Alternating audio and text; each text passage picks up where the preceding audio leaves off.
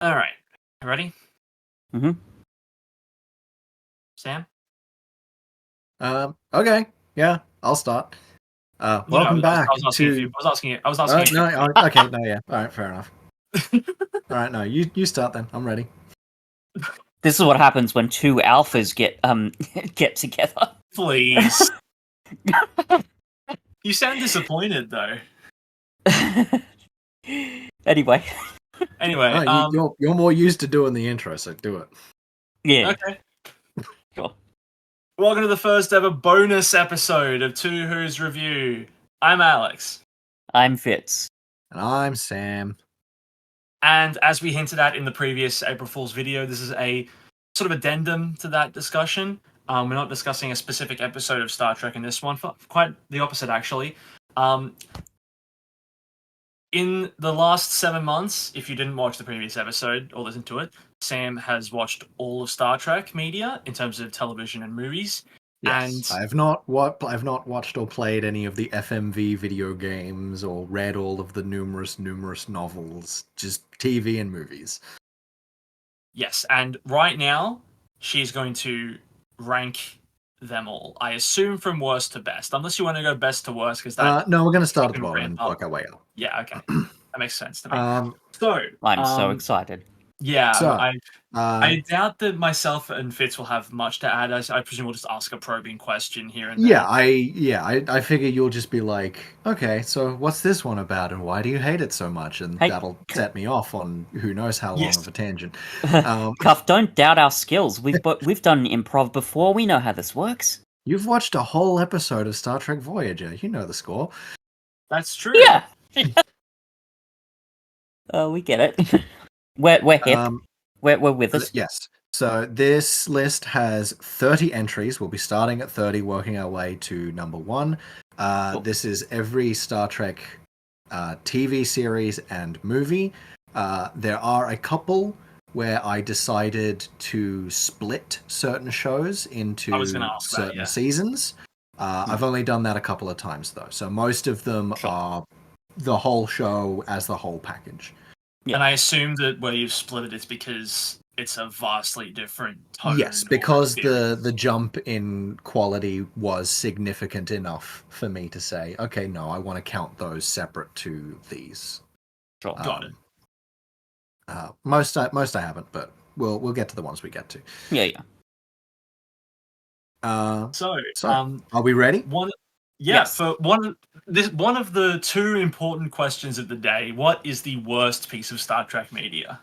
The single worst piece of Star Trek media, one of the worst television viewing experiences that I have ever endured in my entire life, is seasons 1 and 2 of Star Trek Picard. Yep. It was going to be one thing or another thing. I think I know what the other thing might be. But Picard wouldn't have surprised me if that was your choice. The first 2 seasons of Picard feel like they were written by someone who resented the fact that they were writing for a Star Trek show. Oh, dear. I should also say, just off the bat, I'm going to go into spoilers for a bunch of things as and when they come up. So just a general spoiler warning for anyone listening. If there's any kind of Star Trek media you want to go into having no idea, no expectations, watch that, then come watch this if you're still really interested, I guess. And I should also say, sorry, I probably should love this, but we have this sort of blanket disclaimer across any Doctor Who discussion we have, but it's also relevant here. Anyone's taste is going to vary. You're allowed to disagree with Sam. You're just not allowed to aggressively disagree with Sam. Yeah. You can disagree. It won't make me any less correct. Okay, well, sure. I'm sorry that I have perky tits and correct opinions on everything. It's just my cross to bear. But anyway. Oh, God. Getting back to it. Picard Season 1, one of the main story elements of that season is taking the best episode of Next Generation and shitting on its legacy. In my Right. opinion, the best episode of Next Generation is Measure of a Man, the one in which Data is required. Data and Picard defend Data's right to be considered an autonomous person in a military court. And the decision that is reached at the end of that episode is not so much Data is human, but no one can be certain enough that he isn't, that we run the risk of endorsing slavery. There is a very good scene in that episode with Patrick Stewart and Whoopi Goldberg.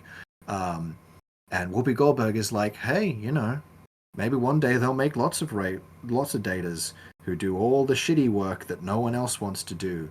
Because, wouldn't be the first time there's been a whole bunch of disposable people, would there? And Picard, let me just emphasize again, to Whoopi Goldberg, says, you're talking about slavery. She's like, oh, I don't know about that. And he's like, no, I think that's exactly what's at stake here. We need to be 100% sure that Data is not a person before we relegate him and any who come after him to a life of slavery. Star Trek Picard, Season 1, opens with, and the robot slaves we had working on the Utopia Planitia shipyards on Mars went crazy and killed a whole bunch of people. So no robots ever again anymore. And the entire Federation is just at zero tolerance. Androids gotta go. Kill them. Fuck it. Who gives a shit? Get them out of here. There is a scene with a room full of mass-produced identical Data-looking androids with the white sparkly skin and the yellow eyes, and this foreman comes in, he's like, good morning, plastic people, get to fucking work. And all these other people working with them on the things are like, I don't fucking trust these things, they look fucking creepy, blah, blah, blah. And it's just So that's the inciting incident. Can I ask real quick? Yeah. Is it clearly? I don't think this is going to matter that much in the grand scheme of things, but is that clearly depicted as a bad thing? This isn't a kablam or is it just situation. brushed aside? It's kind of both in a weird way. The plot of that first season does lead to a thing where it's just and this is why Android shouldn't be banned anymore. But it's also the main villain at the end is an android who's trying to bring through a weird robot space octopus through a portal to destroy the Federation for revenge for making androids illegal. Okay, yeah. And it's the MCU thing where they're I think we should abolish borders and look after everyone unilaterally regardless of their country of origin, and that's why I'm going to blow up the UN and kill this bus full of babies. Yeah, it's okay, it's like Kablam. Yeah. Yeah. A real flag smasher situation. Yeah, exactly. It's just Yeah, that sounds very frustrating. And I think it sounds like because again it's, you describe it, I'm like, okay, well, in a vacuum, presenting that as a bad thing that needs to be stopped is probably a good thing, but not when it overrides something that had already been kind of resolved from an earlier Star Trek thing. Yes. And resolved so gracefully based on how you're describing it. Yeah, no, it's like I said, it is, in my opinion, the best episode of TNG. And I'm not alone in that opinion. But it's just, it's just, I don't like any of these characters. I don't like looking at fucking 90-year-old Patrick Stewart.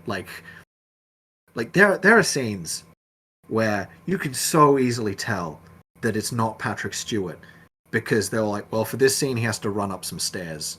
That's not fucking happening. So you look at the back of his head and you're like, that's a 40-year-old man. He looks 6 inches taller than Patrick Stewart. And it's just, and you have all this shit where it's just and the Romulan Secret Service are doing all this shady, evil cult shit, and it's just like it's all this like,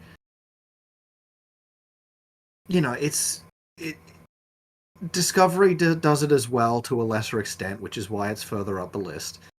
But it's like it's taking Star Trek, because after Enterprise ended in 2004, there was like no Star Trek for a long time besides the Chris Pine, Zachary Quinto trilogy of movies.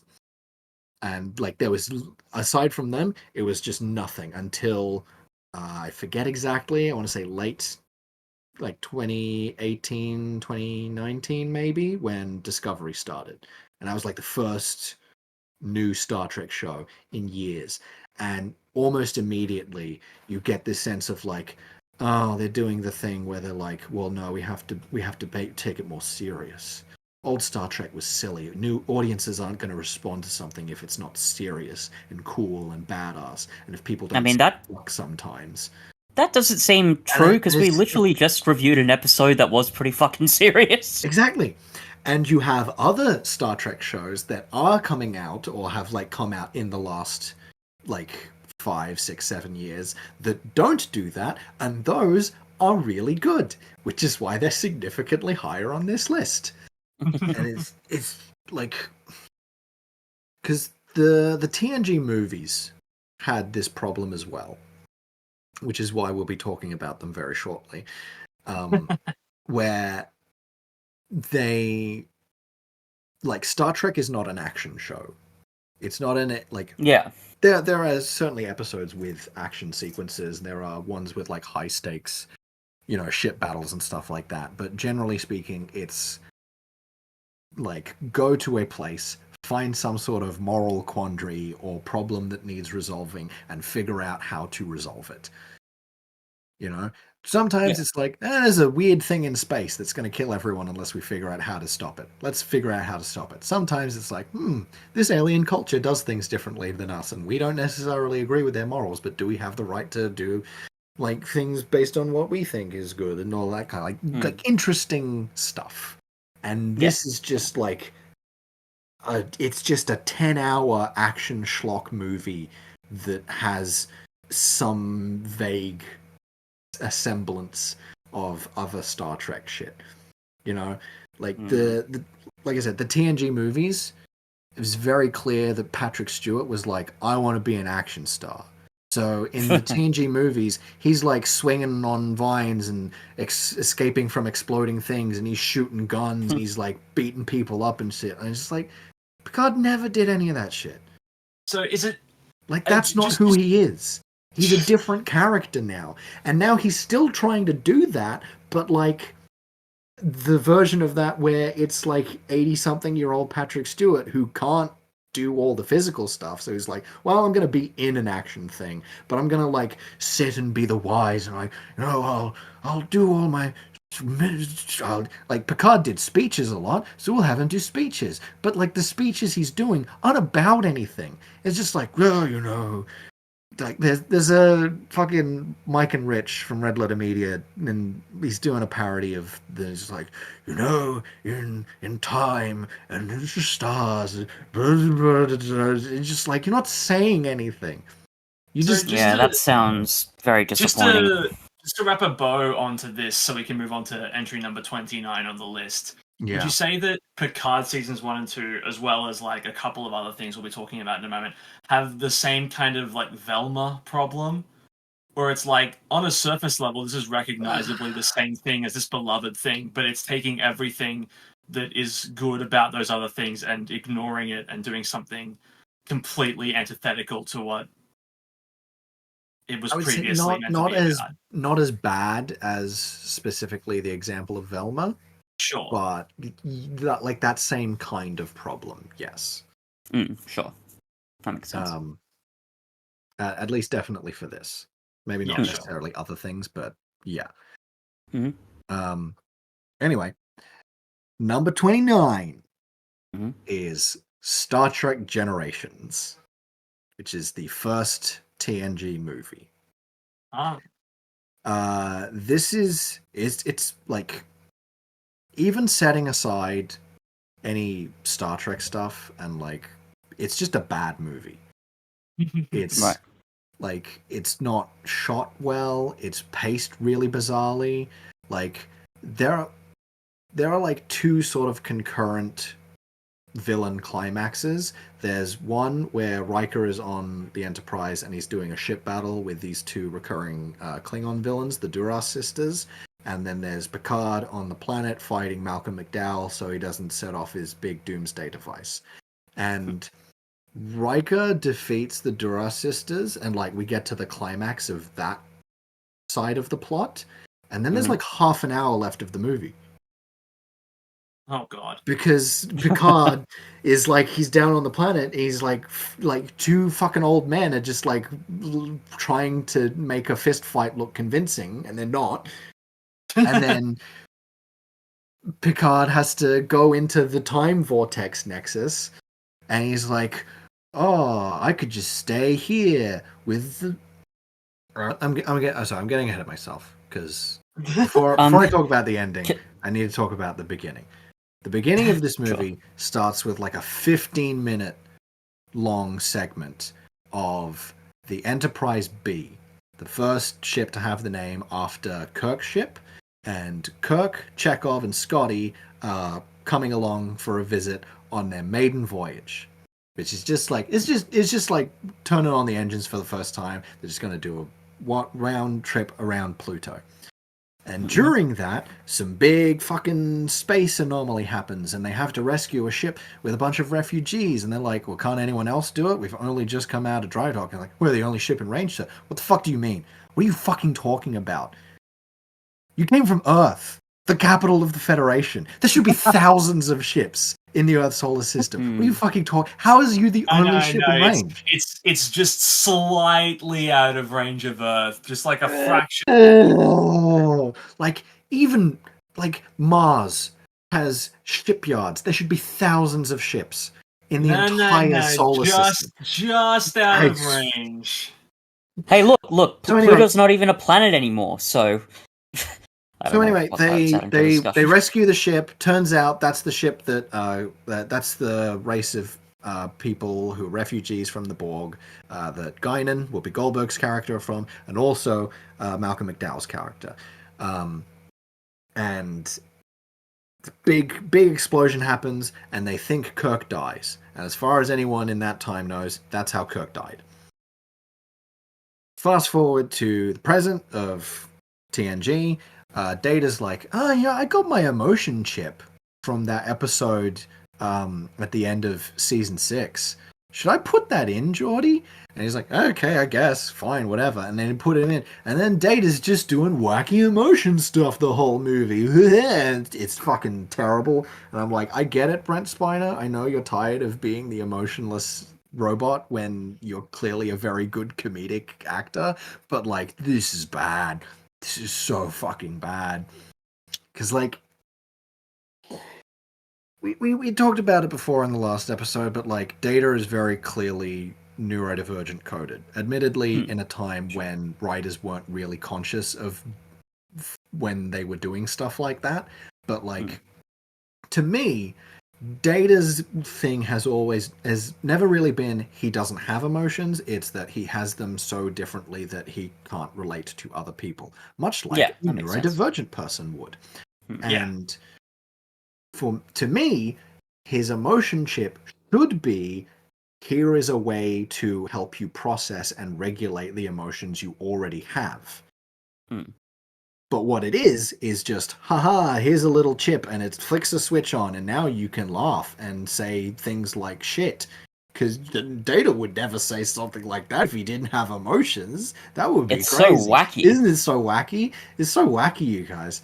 Anyway, Malcolm McDowell is doing his big fucking thing, and he opens up a space portal because he's trying to bring his family back because they didn't survive the first time at the beginning of the movie when Kirk died. He does it. Picard ends up in the time portal, and because his family were unceremoniously killed in a fire off screen at the beginning of the movie, he's like, oh, damn, I'm the lost Picard. I'm thinking about legacy and family and stuff. He wakes up in like a fucking Charles Dickens Christmas thing with a whole like 50 kids and a wife and shit. And he's like, oh, this is wonderful. What if I stayed here forever? No, I can't. I have a responsibility. Guinan, you're in the time hole with me. Send me to James T. Kirk. And he goes to Kirk's ranch and he's like, Kirk, you gotta come with me to the future because I need an extra pair of hands. No, I was gonna get Guinan to do it, but she said no. So it has to be you, Kirk. Kirk and Picard on screen together. Whoa, yeah. And that is just emblematic of this fucking like just sort of pathetic insecurity the movie has, where it's just like, I don't know if we can do a movie without the original guys because we just did 6 of those and people mostly like those ones. Are they really gonna like a movie if Shatner's not in it? And then they just go back to Malcolm McDowell and it's just like, okay, and now Kirk is also here and he's also gonna fist fight, and because there's another guy who could have been literally anyone. Didn't have to be Kirk. Like, he could have just been like, hey, Whoopi Goldberg, you come, you beat him up. Like, that would have had the same outcome. And then they stop him from doing the thing, and a rock falls on Kirk and he dies. Mm-hmm. And also the Enterprise crashes and they get a new one. And that's Star Trek Generations. Fucking sucks. Sounds like a laugh a minute.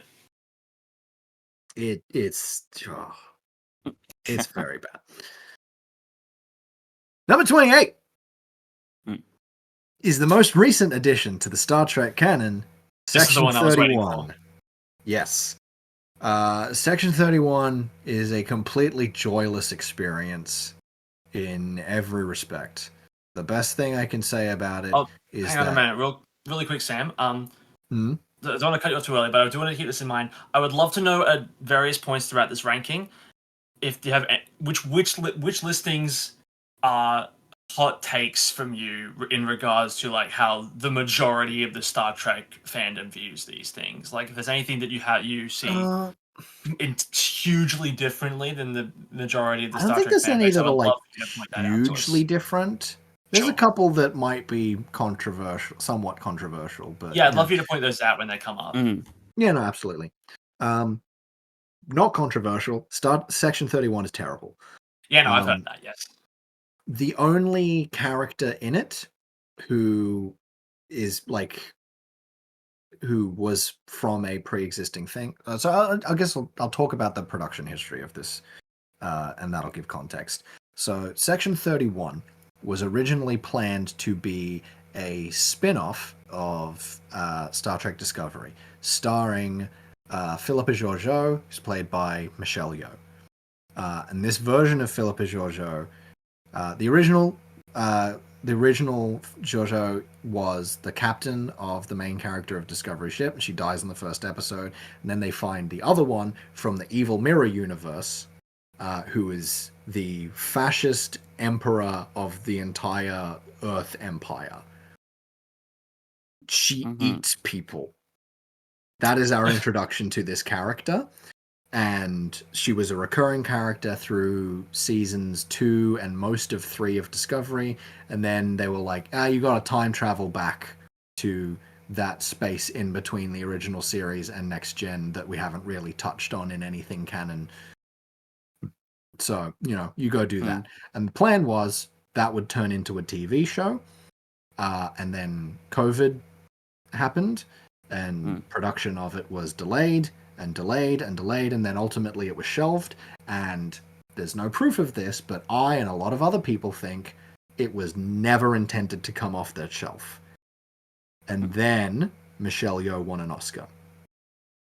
And they were like, shit, we gotta do this, we gotta fucking get this back in. And the reason there's some credence to that is because very briefly at the beginning and ending of this movie, there is also a cameo appearance by Jamie Lee Curtis, who became good friends with Michelle Yeoh because they did Everything Everywhere All at Once, the movie they both won Oscars for. Oh, boy. So, this feels like probably the most cynically made Star Trek thing ever. Like, it's one thing to do a spin-off of a show, it's another thing to bring it back specifically because you're like, oh yeah, but like we can have this Oscar winner in it. And like the movie feels like it wants to be an extended first episode of a TV show, that they were clearly hoping people would like this movie enough to be like, yeah, give us more Section 31, please. And then they would revive the plans for the TV show. I don't know what that TV show would look like, because half the cast of that movie fucking dies. And also, let me set you up with a lead-in question that I know the answer to, but is designed to perhaps shock and appall those who don't know the answer to this, such as certain members of the audience and perhaps even our co-star Fitz here. Sam, what odd thing does Section 31 glorify? So, Section 31 is a secret, unofficial branch of Starfleet that was first introduced in Deep Space Nine. They usually did episodes with Dr. Bashir, and they would be like, "Hey, you know, we're the guys who do all the like not so nice stuff that keeps the Federation happy and running and successful." Like a CIA sort of a thing? They are exactly the CIA. They are the CIA with no government oversight. They are completely self-governing. They can do what they want at their own discretion for whatever reason. And every time Section 31 comes up in Deep Space Nine, the moral of the episode is Section 31 is bad and shouldn't exist. Fast forward to Discovery, bringing Section 31 back. Like, there's an episode of Enterprise that like is like, ooh, this is the origin of Section 31. Isn't that interesting? But like, it's still treated as like, this is a thing that probably shouldn't be around. That's not good. Then in Discovery, one, it's not a secret. People know it exists, which is just weird. But also it's like, hey, you know, we don't like what we have to do, but it's a necessary evil. And like, they're trying to sanitize it more. And then this movie, Section 31, tries that even harder, because it's like, hey, come on, yeah, we're the clandestine government agency that like does all kinds of fucked up extrajudicial shit, but like, we're a wacky gang of Guardians of the Galaxy type characters, and we're so fun. Isn't that cool? Isn't Section 31 a great thing? Wouldn't it be fucked up if a bunch of the cast members, in trying to push for a TV show, were like, hey, you know, I also believe that Section 31 is a necessary evil. And you're like, I'm sorry, what? No, thank you. That's not good. I'm like, I think the best thing I can say about this movie is that none of the shit they actually do in it really is anything that Section 31 would actually do. Again, because they're trying to sanitize it more and be like, hey, it's not so bad. Like, come on, we're just a bunch of wacky guys. I'm just a little guy. Just a little birthday boy trying to do all these fucking secret assassinations. Come on, you can't be mad at me. Sure, yo, what an Oscar! Don't you want to see her in more stuff? I'm like, no, I don't. She's like my least favorite part of Discovery. I don't want to see more of this character. Which brings me to the other main thing about Section 31 is it's all about Emperor Giorgio, the fascist dictator who killed millions and enslaved millions more and routinely ate her own slaves. But she's not that bad. Come on. This is the Cruella movie of the Star Trek world. Okay. I can't endorse that, because all Cruella did was attempt to kill 100 puppies. And that's nowhere near as evil as anything Philippa Georgiou has ever done. No. Of course not. But in terms of like taking a character that is like irredeemably bad and trying to make them a protagonist. And like, I will, in fairness, say that a big chunk of season 3 of Discovery already was dedicated to laying the groundwork for this. So not only does it feel unearned, it also feels like we're retreading shit we've already done. So Right. It is a joyless experience. The best thing I can say about it is that it is mostly boring more than it is actively bad. Like, the bad things about it are more thinking about what it's saying after the fact. The experience of watching it is just boring. None of these characters are interesting. None of them have any good chemistry with each other. Like, and some of them, like, fuck, I can't remember his name, but he's in a bunch of I Think You Should Leave, and the other show that Tim Robinson does, Sam Richardson, and he's very funny in those shows. His character is not funny in this at all. Nah. Because it's the dark and edgy Star Trek. Well, that's the thing, though. His character is trying to be funny, but the script is just not. God, that's even good. worse. Yeah. Like, I suppose much worse. Not so much he's trying to be funny, is he's trying to be quirky, which they're all doing to a certain extent. And, like...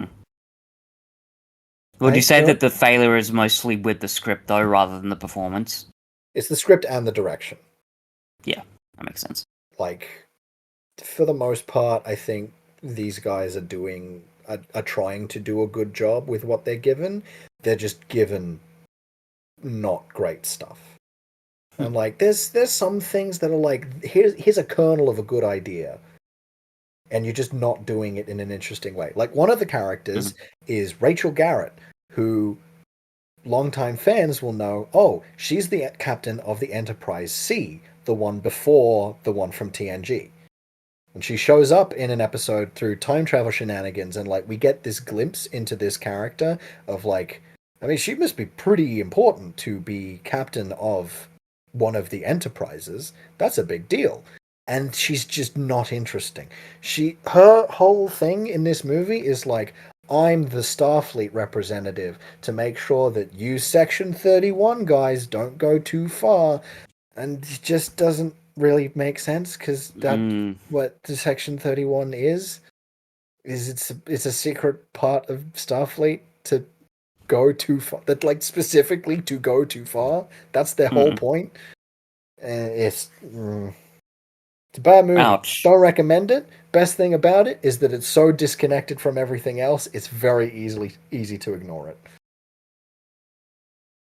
Fair. Number 27. Number 27 is... We are a third of the way through the list, and we're half an hour in. A tenth of the way through the list. I was going to say, we're not a third of the way through the list.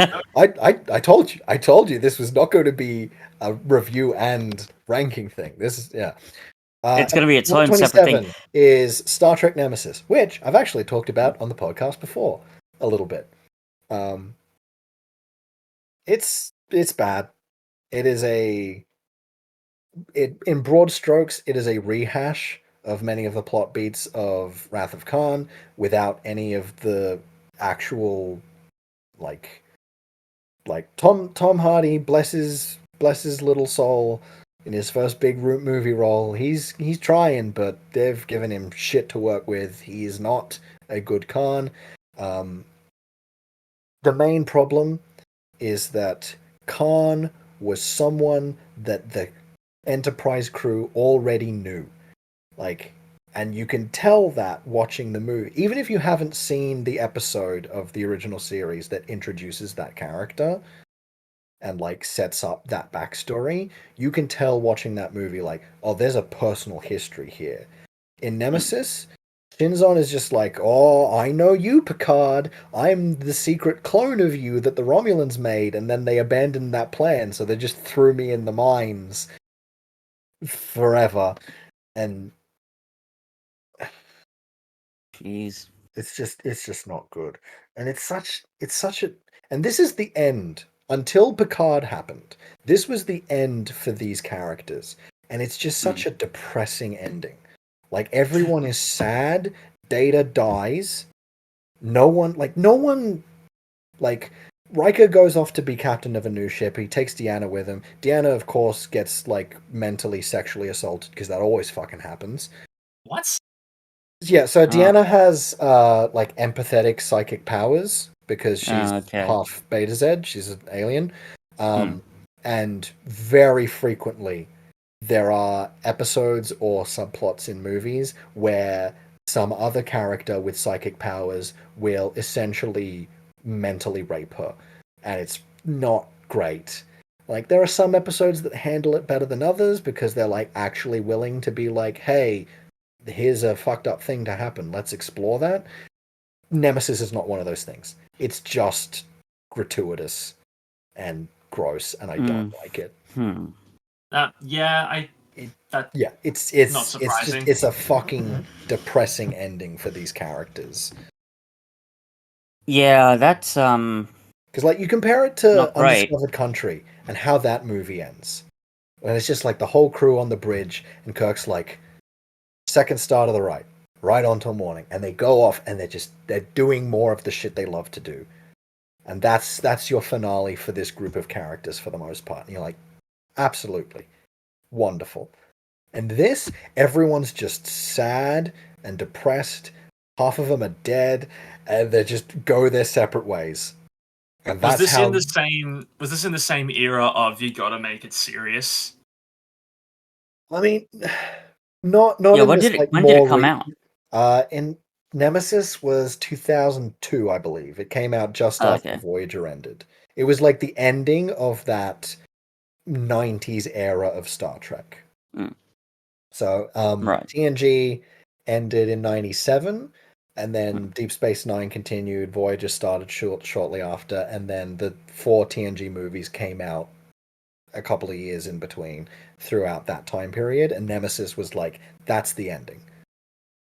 That's the ending of this era of Star Trek as a whole, and it's just so fucking depressing and miserable. Damn. Jeez. Number 26 is Star Trek Into Darkness. Is that one of the trilogy movies this is the second one in the Chris Pine trilogy. It's terrible. And ironically, for a lot of the same reasons as Nemesis and Section 31. Because Section 31 comes up a bunch in the movie, and it's also a retread of Wrath of Khan, in which they cast Bendy Bus Cucumber. Which is weird, because this is canonically, even though timeline split shenanigans are why these 3 movies are different from everything else, that's still the same Khan from the original one, because that guy originally was doing shit in the 90s, and he got frozen, and that's how he ended up in Star Trek times. So, they had to put a fucking comic out to explain it, but they revived Ricardo Montalban and gave him facial reconstruction surgery so that he would look like Benedict Cumberbatch, which is just fucking weird in and of itself. And then there's the scene where he reveals it and he's like, I am Khan. And he's like waiting for a reaction from everyone, and they're like, we've never met you before. Okay. And, like, even if they know the history of who Khan Noonien Singh was, like, they're just like, okay, all right, that's probably not good, I guess. And it's and again, it's action schlock. It's all this, like, stupid. See, that's shit interesting. That doesn't feel like Star Trek. I'm reading here that it received positive reviews. Yeah, from critics. I'll bet it's got 84% on Rotten Tomatoes. Well, those people, maybe this is a hot take, but from my experience, Into Darkness is the one that Star Trek fans are like, this one's bad. Right. Okay. If they're so not, it's like crowd pleasing. If they're not the type of fan who's like, these are all bad because not main timeline, that's the one that people are like, no, this one sucks. So it's the kind of movie where it's like general audience will probably be entertained. Probably, but if you're a Star Trek fan, you're like, what is this? But, like, you can say that about 2009 and Star Trek Beyond as well, and those ones are actually pretty good. Okay. So, like, if you have to pick one of the 3, don't pick this one. Got it. Sure. I don't have a whole lot to say about it other than that. So let's move on. Number 25. Another TNG movie. Who would have Whoa! guessed? It's First Contact. Can I ask, actually, would you say that there is no TNG movie that you'd consider good on a basic level? Like, are they all just bad on a... like, at their core, or... None of them break the top 20, I'll tell you that much. Oh, Lord. We only have one TNG movie left. When we get to it, I'll explain why I think Oh, I it's thought there was the least more than bad. that, but... No, there were Anyway. only 4. There were 6 Oh, alright. original series, 4 TNG, 3 Abrams timeline, and Section 31. But anyway, First Contact. If I was going to be much more objective in terms of just general filmmaking, I would probably concede that First Contact is the best TNG movie, but I don't like it because of a whole, like... So First Contact is the Borg movie. It's the one where the main villains are the Borg. They're basically doing a Back to the Future to stop First Contact from happening. So they go back in time to Zefram Cochrane, who's the guy who made the first warp engine, and that established contact with Vulcans, and that, like, eventually leads to the Federation forming and all that stuff.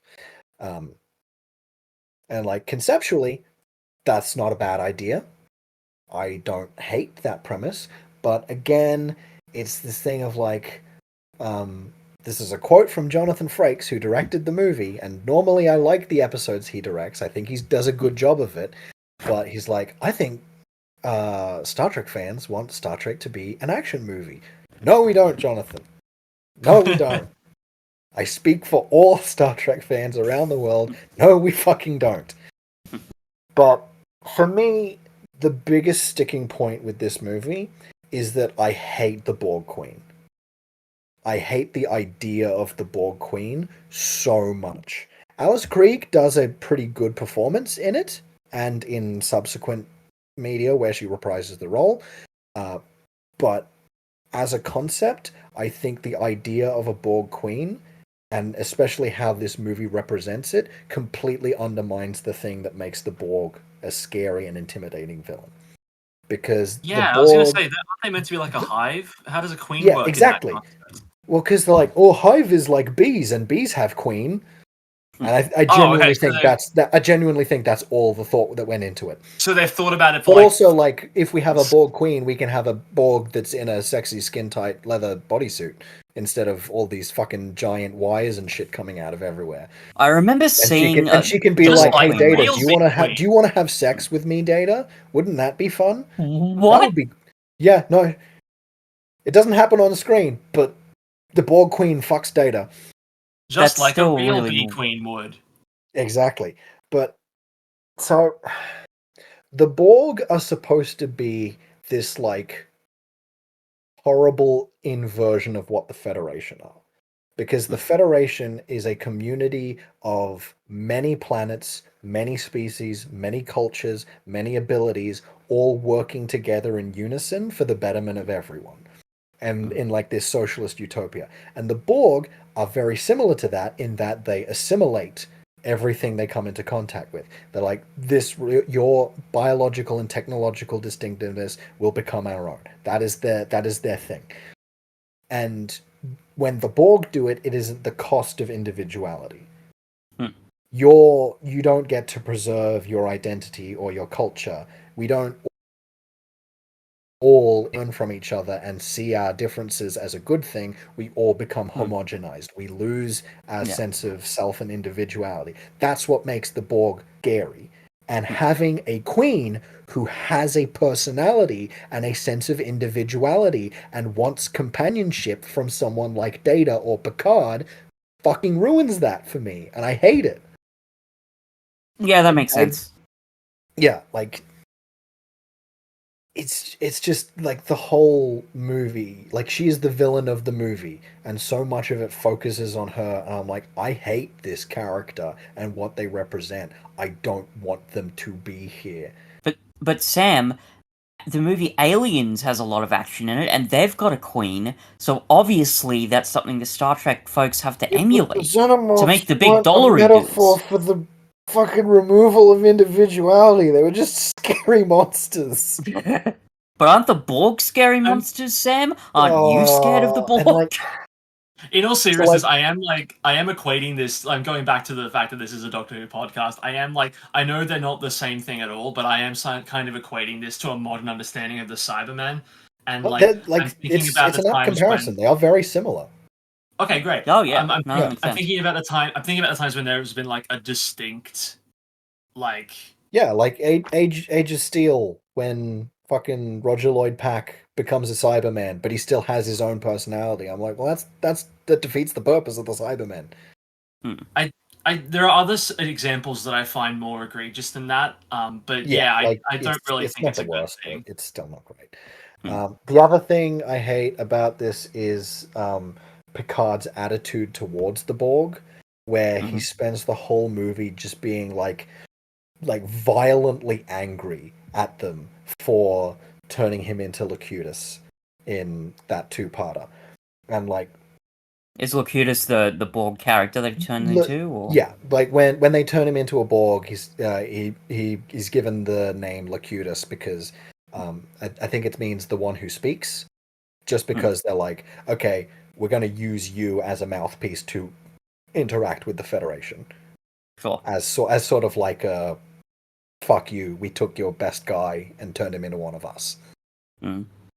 So yeah, he says, I am Locutus a Borg, and they rescue him, they get all the shit out of him, and like, yes, he has trauma from that incident, and that trauma comes up in a bunch of episodes, but like, by the time of First Contact, he's dealt with most of it. He's dealt with his prejudices towards Borg. He knows that people can come back from it. He came back from it, and still there's moments where there's like a fucking security guy who's just been infected. He hasn't even really got all the stuff in it, and he just shoots him and is like, trust me, it's better this way. I'm like, fucking really? You are going to say it's better this way.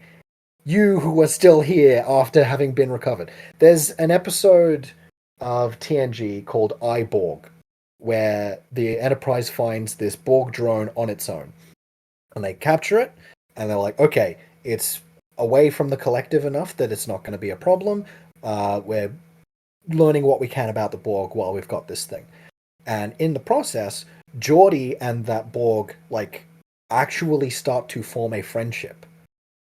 And it's like this really interesting thing of like, so first, Geordi goes to Guinan. Guinan's species was almost wiped out by the Borg. She has more reason than anyone to, like, be, like, just assume out of hand that Borg are bad. And then she goes and she talks to Hugh, which is what they start calling him, for like 5 minutes, and it's like, oh no, this guy's a victim. This is something that has been done to him. And he's, once he's removed from the collective, he's starting to relearn shit. He's relearning his sense of individuality. And so she goes to Picard and is like, actually, no, this guy's legit. Picard's like, I don't fucking care. He's a fucking Borg. I kill them all as far as I'm concerned. Then he goes down and he has a conversation with Hugh for like 5 minutes, and he's like, oh no, I was wrong.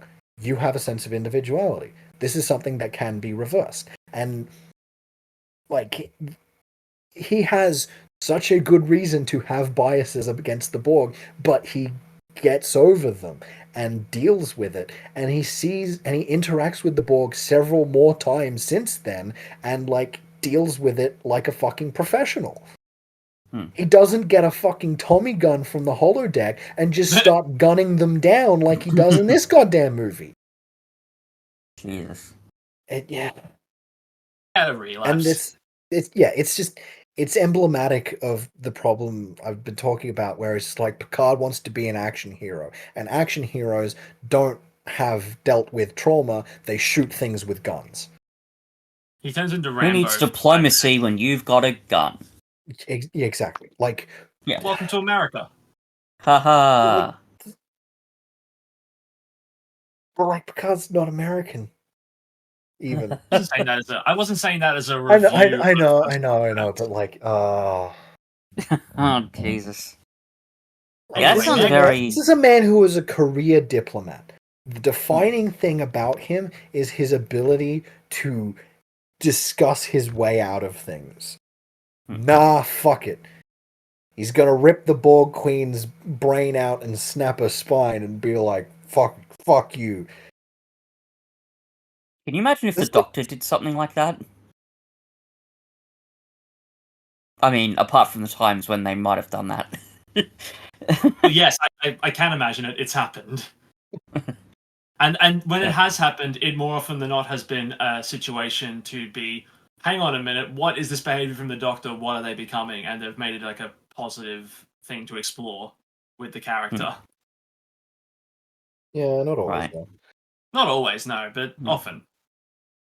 Hey, Silence! I've subconsciously tricked all of humanity into just killing you on sight. Doctor. Number 24. Number 24 is Short Treks. So Short Treks is a series of 10 shorts that came out around I think the first batch came out between seasons 1 and 2 of Discovery, and the second batch came out before the first season of Strange New Worlds. As a concept, I really like the idea of Short Treks. I think an anthology series of like shorter 15 to 20 minute stories about lesser known, lesser seen parts of this world is really interesting. Particularly some in the back half, some of them like do some creative animation stuff as opposed to live action thing. I think that idea is really cool, and it's a shame that 9 out of these shorts fucking suck. Damn. Ouch. Like, I want to say 3 of them are kind of just like basically trailers for episodes that were going to happen in the next episode, in the next season of Discovery, or just like here's a little character teasers for Strange New Worlds before it happens. The only ones that aren't, there's one that is the only good one is was starring and directed by Rainn Wilson of The Office fame, Dwight, and was written by Mike McMahon, the creator of Lower Decks. And it's Rainn Wilson reprising a cameo role he had in a couple of episodes of the first season as an old original series character called Harry Mudd, who was already a character I liked in the original series, and bringing that character back and have just seeing like a little day in the life of his wacky con artist escapades. That was fun. I wish more of them had been like that, and they weren't. It's sort of a tradition to shorten Star Trek shows into 3 letters. So you got TNG, Voy, DS9, Ent, Dis. Very appropriately, I abbreviated Short Treks to SHT. Great. Shit. Fair enough. Yeah, the Harry Mudd one is the only one that's worth anyone's time. The rest are just glorified trailers or bad in their own right. Number 23. 23. We're here. Final TNG movie, Insurrection. Didn't take long. Insurrection is a bad movie, but I will say this about it. It feels bad in the way that a bad 2-part episode of TNG feels bad. It at least feels like a TNG plot. It still has some of the problems where they're like, there's a little bit too much like Picard being a cool action hero shit, but like in terms of the narrative, I'm like, I could see this on a lower budget being a 2-part episode of the TV show. Probably not a great one, but like it feels like what I expect from this series. Which is probably the best thing I can say about it. The worst thing I could say about it is that it feels like a retread of a season 7 episode that goes very differently. So, the plot of Star Trek Insurrection is basically there's this Starfleet research base that wants access to this planet because it has remarkable healing properties. So like the people living there look young, almost like there's like a woman there who's like, I'm 200 years old and I look 30, like that kind of like fat, like literally basically the anime logic. No, not even that. It's just Okay. it's just like there is like the food, the water, the energy of this planet just keeps us youthful forever.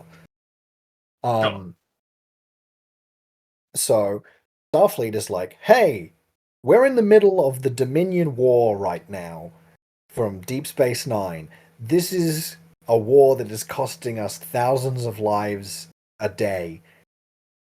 Having a planet with like supernatural healing properties would probably be really good for us, so we want to research the shit out of this place. And the Enterprise crew uncovers this sort of clandestine secret plot by corrupt Starfleet man to secretly take the village, put them on a holodeck recreation of it, and just fuck them off so that they don't have to deal with the people there and they just have access to the planet. And Picard is like, no, that's immoral. I won't let you do this. I'm going to stop this from happening, even if it means breaking orders and causing an insurrection, which is where we get the title of the episode. Whoa. So, like, that's fine as a Star Trek plot. That's like fair. Like, okay, that's decent. Like, here's a thing that's like, well, we could have this. It would be really good if we had this, but there's a moral responsibility to these people to say, no, their way of life must be preserved. Now, season 7 of TNG, there is an episode with a very similar premise. The Cardassian and Federation border has been shifted around, and now there's this planet that was protected by the Federation that is technically in Cardassian space. So they go there, and they're like, okay, this is a culture based on Native American cultures. They have specifically set up a colony here to preserve that culture and that way of life to the best of their ability, all these hundreds of years into the future. And Picard makes the point, he's like, I don't feel 100% comfortable forcing these people to move somewhere else. It has a lot of not unpleasant like parallels to the actual history of these cultures. And the Starfleet admirals are like, we get it, but also we don't want to go to war with the Cardassians because lots more people will be killed. And there's this subplot where Wesley's like, hey, no, this is fucked up. We shouldn't be doing this. And Picard's like, hey, I don't like it either, but they're right. There is a greater good at stake here. We have to do this thing that has really unfortunate implications for this community, but the benefits outweigh the negatives here. And like that's the sort of conclusion they have to come to. And then Wesley disagrees and he goes off to be a time god instead. That's barely a footnote. Fuck it, who gives a shit? And it's just when you put these two things side by side and you're like, well, what's different about this community and this community? And the one that Picard says we have to protect them no matter what. Not Native American, not Asian, not black. They're white. It's just a whole community of white people.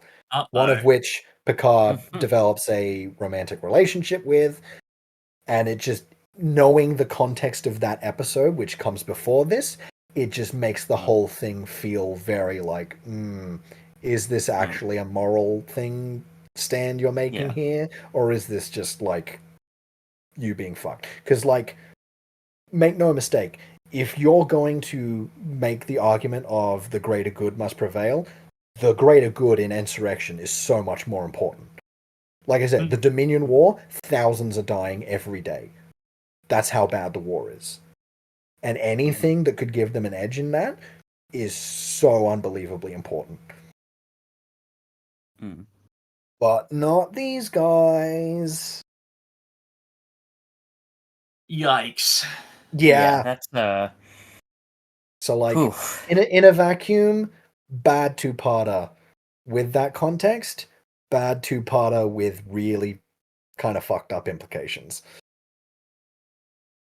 Right.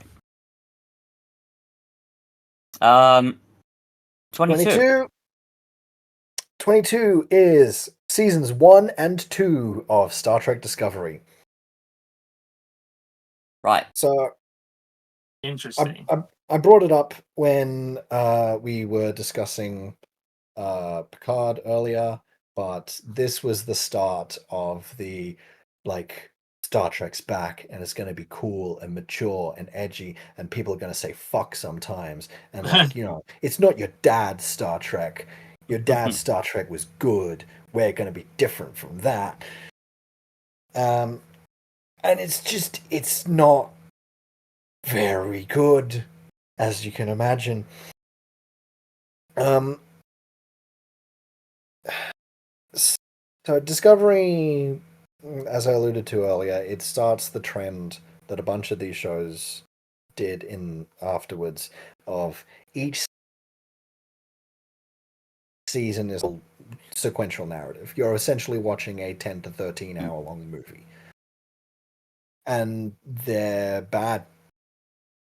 Even the other seasons of Discovery, which I think are better, obviously, because they're higher on the list. Spoiler, 21 is seasons 3 to 5 of Discovery. I may as well talk about them all now. I knew I wanted to split them because I think 3 to 5 is better enough that they are worth splitting. But when I was putting them in the list, I was like, damn, they're right next to each other. So they're not that much better, I guess. I'm seeing here that season 3 started airing in late 2020, so I don't know what the production was like, but presumably there was a big gap in production due to COVID. And I assume that maybe that gave them the time to be like, okay, what do we want to change about the show? Well, okay, so for me, the thing that makes season 3 onwards more interesting is that is the setting. So 1 and 2 are prequels to the original series by like a few years or so. So like our main character is Michael Burnham, Spock's adopted sister, who he never brought up, but honestly, that's not even a criticism. Spock also has a brother in The Final Frontier that he never brought up either. The first time his father's introduced, he's like, "Oh yeah, that's my dad." And you're like, "You didn't tell us that your dad was the ambassador for Vulcan." He's like, "Yeah, why would I?" So honestly, that's consistent in Spock's character. That I don't have a problem with that. I think for me, the problem with Discovery is that it is a cast of characters that I actually grew to really like, but they've never been in a good story. Right. I'm just like, but if you had good scripts and did interesting things, this group of people would be a really cool crew. If they were like, I generally prefer not to have season-long arcs. I prefer the like episodic thing, at least for Star Trek. And it's just not that. But like, I'm like, even if these season-long narratives were more interesting, I would like these more. Because at the moment, it just feels like this is a cast of characters who I'm like, you are cool. I like you. I like the dynamic you have with each other. I just wish you had a plot that I also liked and was interested in. And to an extent, that is sort of the reason why I rank 3, 4, and 5 higher. Because at the end of season 2, they do a time travel thing to save the Federation, but they end up like 1,000 years in the future. This is forward in the future than any Star Trek has ever been. It's like most Star Trek, it ranges between like 2200s to the 2400s, and they end up in the 3200s. So I'm like, okay, what does the galaxy look like almost 1,000 years removed from the original series? and there are some interesting things that it does and shows us about what the state of the Federation is like. So like there's this incident where it's just like, yeah, something happened and like 90% of Starfleet just blew up simultaneously. We don't know why, but it caused fucking chaos. Half the Alpha Quadrant is barely connected to each other anymore. Like, and we're rebuilding the scraps. So I'm like, hey, that's an interesting premise for throwing us into this entirely new time period. And I think broadly that's why I think season 3 is the best one, but it's still not great. And then season 4 is like, hey, here's another series where they're like, hey, there's a big world-ending threat, the galaxy-ending threat that might be happening. We should probably do something about that. And then they do. And then season 5 is like, hey, here's another big threat that's gonna fucking destroy the new Federation we've been slowly building. And then they stop it. So, and it's just. I wish they were doing more Star Trek-like stuff, as opposed to these big, epic sci-fi space opera 10-hour movies. Because, like I said, I like these characters. There's a scene in the end where Michael Burnham is on the bridge of the Discovery and she's like remembering all of her friends, and it feels like the actors are like, yes, we're all friends and we're all having fun in this moment too. And I'm like, good, more of it in the actual show. So yeah, Discovery is, to me, it's more disappointing than it is bad. Like, it was a fairly easy watch. I was like, this is... Okay. Bits of season 1 and 2 were like, this is pretty bad, but 3 onwards, I was like, okay, I'm not super engaged, I'm not loving it, but I'm comfortable enough with this cast that I'm like, I don't hate this. Mm-hmm. So that's where I stand with Discovery. Okay. Number 20. This might be the most controversial one. Did you do 22? 22 and 21 were Discovery. I thought that was 23 and 21. Okay. No. Season 20. Not season 20. Number 20. This might be the most controversial, but I think my reasoning is fair. The original series. Whoa! Yes. So, unlike Picard and Discovery, I couldn't really divvy up the original series. And I wanted to rank it higher, but I think the problem is that watching it, it's just so hit and miss. It's hard to rank the entire thing higher than where I've put it here. Because when it hits, and it's like, you know the Futurama joke where Fry's talking to Leonard Nimoy is like, come on, 70 episodes, about 20 good ones? Like, that's not a joke. That's accurate. Okay. And granted, those 20 good ones are really good. If I was ranking if I was able to cherry pick just the good episodes, original series would be much higher on this list. But the way it's worked out for how I put this list together, that's just not the case. So, like, yeah, when it's good, it's really good. It stands the test of time. It's either like as profound as modern, like I say modern 90s Star Trek gets at its best, or it's just a really, like, there's an episode where they think Scotty has been killing women, and he's like been blacking out and doing killing women, but it's just the ghost of Jack the Ripper who's possessed the guy that does the voice for Piglet. Okay. Like, it was just a really fun episode. I'm like, yeah, this is a cool, wacky concept. I like it.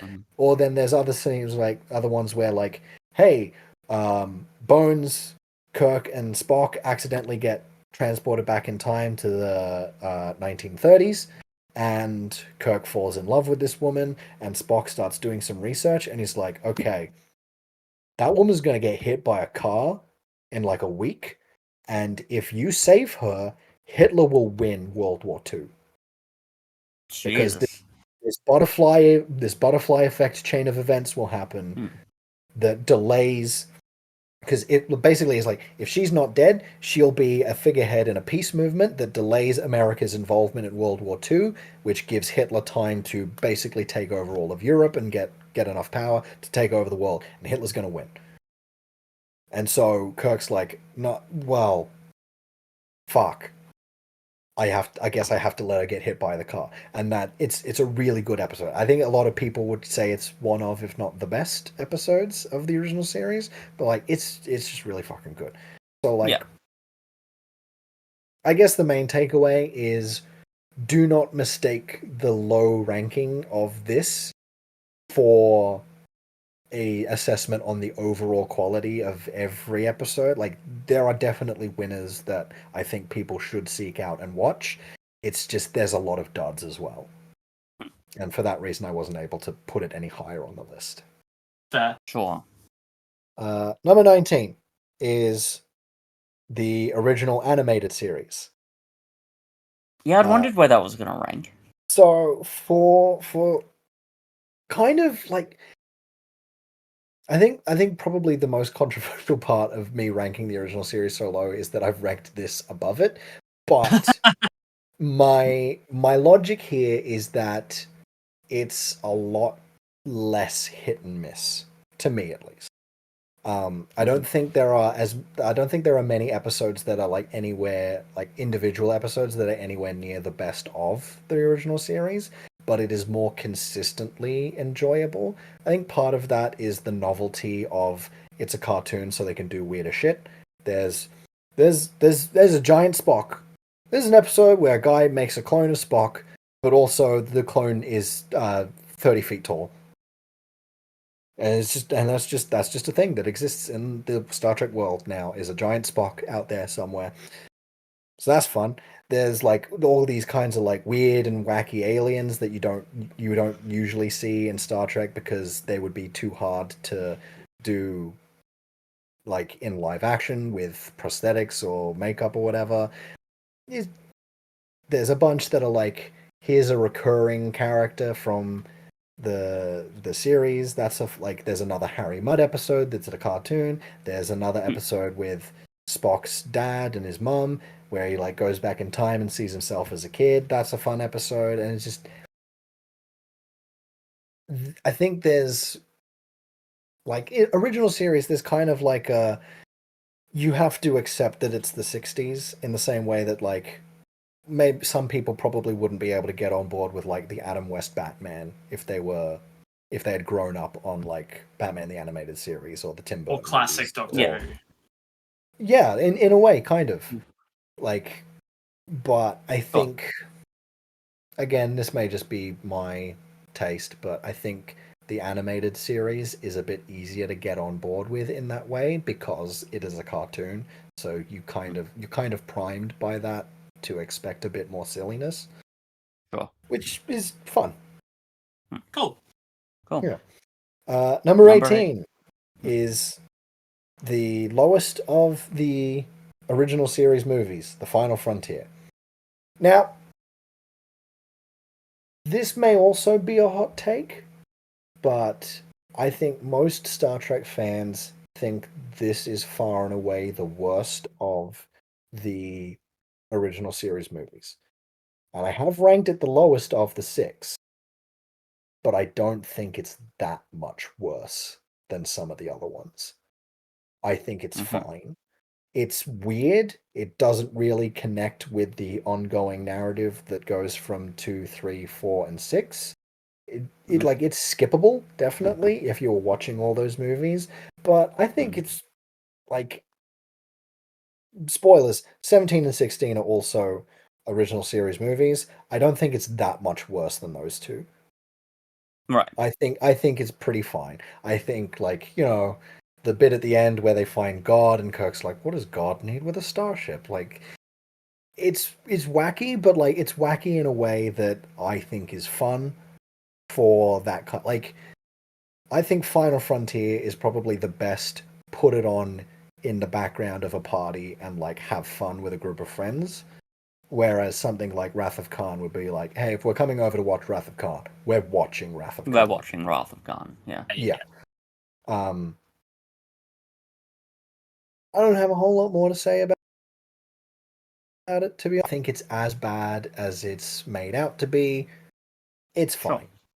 Mm-hmm. Yes, it's the worst one, but not by a huge margin, I don't think. Number 17 is Star Trek the Motion Picture. It's kind of in a weird spot, I think. Because in some respects, it's like the most Star Trek movie. Almost to its detriment in some ways. Because I think it's kind of weird that in a post Star Wars world where Star Trek is like, okay, we're coming back, we're bringing the original guys back, we're going to do movies. And what are we going to base it on? 2001: A Space Odyssey. Oh no. Which is like good and probably tonally better than basing it on Star Wars, but it does result in a bunch of like weird shit that I can see a lot of people having trouble getting on board for. And there's a lot of the movie has a lot of extended scenes of like just like tone.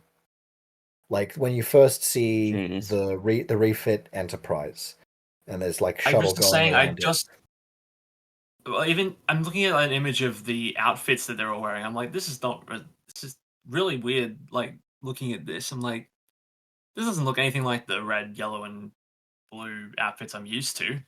Was that when they're wearing all the red uniforms? No, the one I've got here, it's like pale blues, and mustard yellows as well. Yeah, no, they didn't start wearing those red uniforms until Wrath of Khan. Oh, okay. Yeah, no, like it's in a very weird place because like it happened kind of as a result of trying to revive Star Trek as a series, and that kind of didn't go anywhere. It was reworked into these movies, and then they tried again, and that eventually became TNG. And then like you get to a point where TNG and these movies are happening at the same time, and that's besides the point. But like, yeah, motion picture, it's like you definitely have to be very on board for the kind of weirdness that Star Trek can often give, and I think for some people it might be a bit too much. But like, yeah, overall, I think it's fine. I think it's pretty good. It's just there's just a bunch of stuff about it that's kind of weird, and maybe hard to penetrate for some people. Number 16 is Star Trek 3: Search for Spock. Following up Wrath of Khan was always going to be a tall order.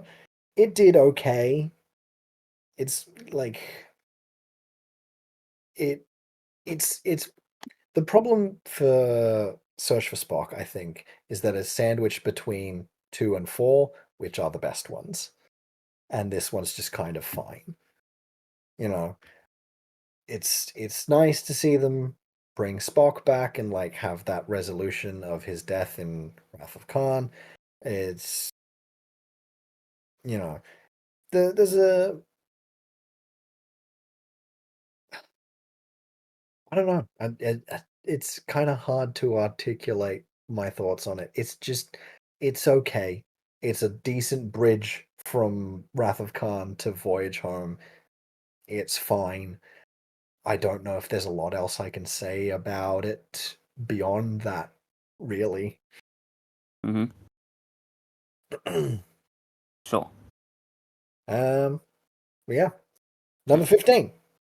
Star Trek 2009. First Chris Pine, J.J. Abrams movie. Top half. Yeah. Like bang on. This is so like this is a movie that's kind of weird because it does a lot of the things I've said I don't like in other movies, where it's a lot more action orientated. It's like here's the cool young new cast instead of those fucking old geezers. But I think this movie makes it work a lot better. Not just because it's like it's a new timeline, but because it's just like it's so tonally consistent in how it's doing its new thing that I'm like, this isn't as jarring. You know, Sure. like if I was seeing Kirk and Nimoy and Nichelle Nichols and James Doohan doing this, I'd be like, don't know about that, but I'm not. I'm seeing Zachary Quinto and Chris Pine and Sean Pegg and Zoe Saldana doing it. So I'm like, you know what? I can compartmentalize this timeline a lot better and enjoy it for what it is. And what it is it's a pretty good sci-fi action movie. Like it doesn't feel fully Star Trek, I guess, in a lot of ways, but it feels Star Trek enough that it's not to a detriment. And I think it's like honestly, it's probably not a terrible starting point for a new fan. There's definitely better ones, but if this was your first Star Trek thing, I'd be like, you know what, that's probably fine. You can get by on that. Sure. Number 14. Whoa! Star Trek: The Undiscovered Country. Number 6. The final movie before they moved on to TNG movies. This one's pretty good. It's more of like a political thriller because it's largely about the Federation and the Klingons negotiating a peace treaty, and this was the point where they had well and truly overlapped with TNG coming out. So there's like in TNG, like you got Worf on the bridge of the Enterprise. The Federation and the Klingons are like Klingons aren't in the Federation, but they are allies. So like we know that is an eventual thing, and they do a lot of like there's like political espionage.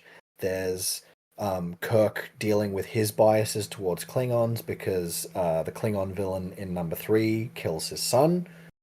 So he's like, those Klingon bastards, they murdered my son, I'll never trust them. And like has to get over that for the betterment of the Federation, that kind of thing. Like, and it's just, I think it's more than anything, it's a great send off for this cast of characters. Even if a bunch of them like showed up in things after this point, this is still really good. It's the last time this crew was a crew. Yes. Like Scotty shows up on TNG because he got frozen for a while. Kirk, as we've discussed, fights Malcolm McDowell and a rock falls on him. Spock is just old, so he lives long enough to be in TNG a couple of times. And then also time travels into the J.J. Abrams timeline, so he lives out the rest of his life there. That's a weird thing. But, it is what it is. And like there's other like even as recently as Picard, there's a brief cameo from Walter Koenig, who is just like audio only, but it's a nice little detail. He's like, this is Anton Chekhov from the USS whatever. We've got your back, Enterprise, or whatever. And one, it's like a nice nod to Walter Koenig. So Anton Chekhov is Pavel Chekhov's son, but also he's named after Anton Yelchin, who played Chekhov in the reboot timelines and fortunately passed away several years ago. So there's a nice little detail. Like they all get little moments here and there where they get to come back and reprise their roles. Yeah. But yeah, this is like, and like I said before, where Nemesis is like this depressing, everyone's sad, and they all just kind of go off in their own separate ways. This is like they're back together, like well and truly. Sulu's not. Sulu's got his own ship, but they like still give him a little goodbye, and then they're like, and off we go, back doing more Star Trek shit, the stuff we love doing, and it's like a very nice ending for these guys, which I like a lot. Sure. Number 13, Star Trek Enterprise. Enterprise is, to me, one of the most interesting Star Trek shows in terms of its general premise and its setting. Enterprise is the earliest point in the timeline. Federation doesn't exist yet. It's just humans have made their first, like, majorly warp-capable ship, the very first Enterprise, the NX-01, and its maiden voyage, it's going out, it's starting to, like, humans have got Vulcans sort of, like, looking over their shoulder as they're doing all this stuff, but they haven't really gone out into the galaxy yet. And, like, this is this first ship that's doing the Strange New Worlds to boldly go, like this stuff, and it's really interesting. I will say it's probably the most consistently just okay show. Like, I can't really point to any episodes that I was like, that's a really good, like, that's one of the all-time classics.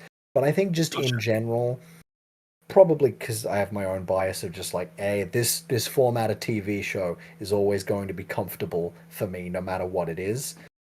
So, like, I enjoyed it. It's fine from start to finish.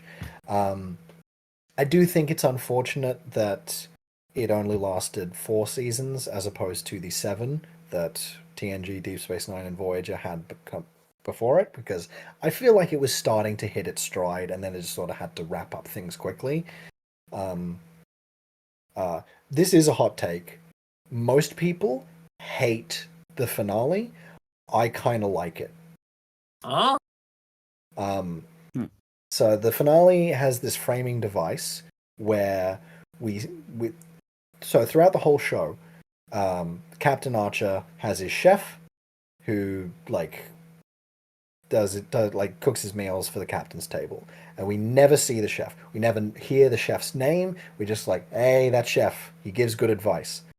And then obviously it's not the real chef, but the framing device of this episode is that it's actually Commander Riker from TNG during an episode of TNG going to the holodeck and playing the historical records of, like, one of the last missions that the Federation crew had, the Enterprise crew had before the Federation officially formed, and he is watching it all through the role of him playing the chef, because Riker likes to cook.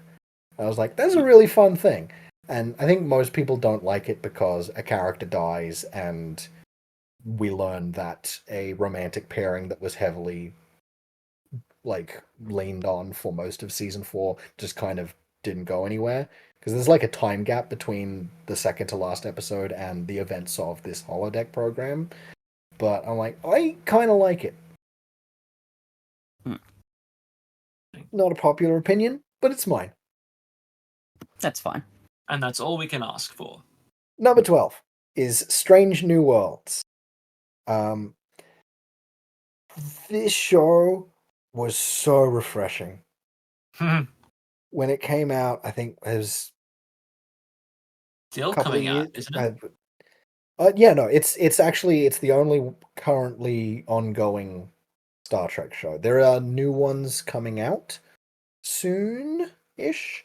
But yes, season 3 of Strange New Worlds is coming out later this year. I don't think there's an official date yet.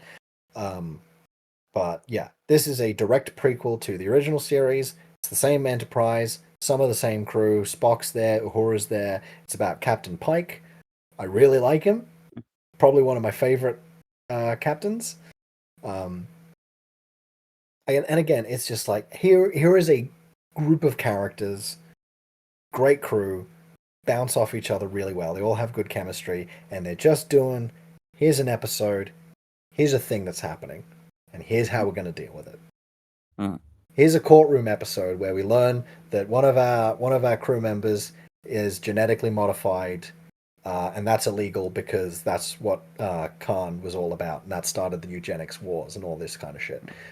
But we're like, hey, let's do a courtroom episode, defend our rights, all this shit. And I'm like, yeah, fucking give me courtroom episodes all the time. Love them.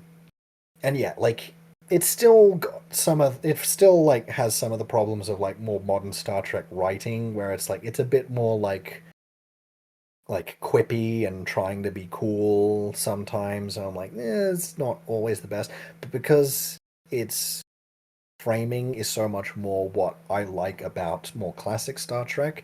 I'm a lot more forgiving of those things. Whereas when they show up in Picard and Discovery, I'm like, you are reminding me that this is not like the thing I like. Sorry, as a quick tangent, I just looked up, like, there is a new Star Trek show in development called Starfleet Academy. Yes, that is a spin-off of Discovery, still set in, like, the 32nd century. Yeah, Holly Hunter is the main star of that, and the relevant part is that Robert Picardo is back in the main cast as the Doctor, so hooray. Yes, he is. Nice. Because he's a hologram, so fuck it, he can be 1,000 years old, who gives a shit? Great. Speaking of Doctor reprising his role, Ooh. Number 11 is Star Trek Prodigy, which is known to some people as like Star Trek Voyager Season 8-ish. Because Prodigy is the animated series that's more aimed at a younger audience. I didn't expect to hate it, but I was kind of surprised how much I liked it. Because, like, you know, I've gone into things like the Clone Wars in Star Wars and been like, yeah, no, the fact that this is animated does not mean it's lesser or less mature. There's some really cool shit here. And, like, there's a bunch of really cool shit. There's, like, a bunch of, like, random minor characters who are, like, probably too old to reprise their roles in live action, who can reprise their roles here in this show. That's cool. It's a cartoon. So I'm like, oh, fuck yeah. I like seeing the outrageous Okona come back. Who doesn't love seeing Billy Mitchell come back?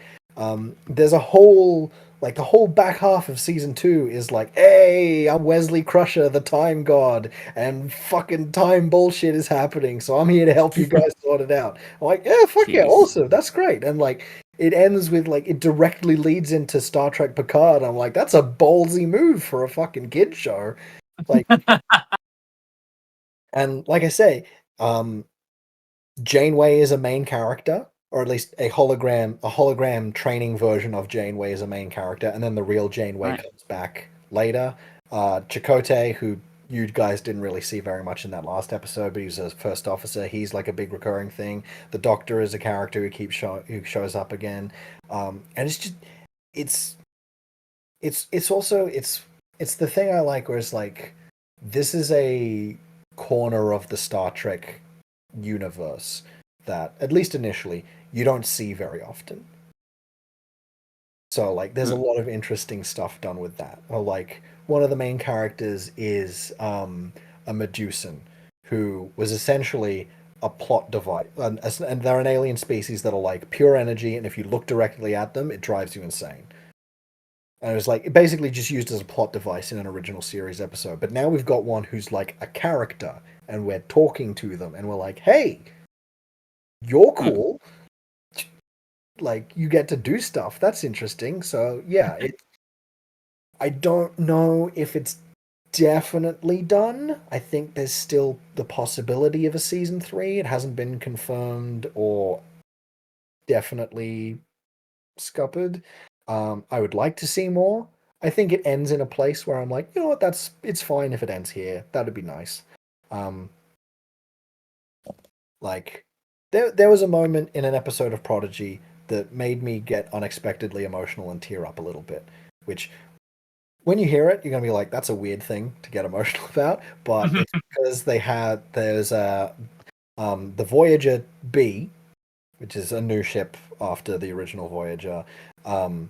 It has a section on board with a humpback whale, and you're like, oh, this humpback whale is the granddaughter of the humpback whales that they bring from the past in Star Trek IV: The Voyage Home. And I was just like, it just suddenly got me. I was like, oh, she's the granddaughter of the whales from Voyage Home. And I just teared up a little bit. On top of that, she's named after the whale biologist who looks after those two whales. So it was a double, like, oh! Knowing what I know about you, that absolutely tracks. Yeah. So yeah, it was like more than I expected. It was a lot of fun, and it took itself a lot more seriously than I would have maybe expected for like the kids show. Um, yeah, it was just a really good time. I really enjoyed it. Cool. So we're now into the top 10. Ooh, And what a jump, because number 10 is Holy Picard shit. season 3. Whoa! Yes, Right. that is how much better the third season of Picard is than the first two. Now, is it this Jeez. high because of its objective quality, or just because it's such a huge jump that it seems a lot better by comparison? Or both.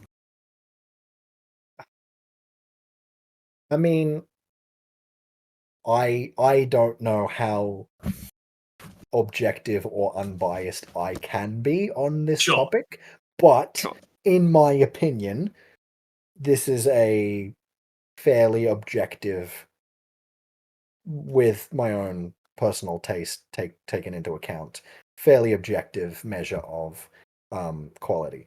Mm.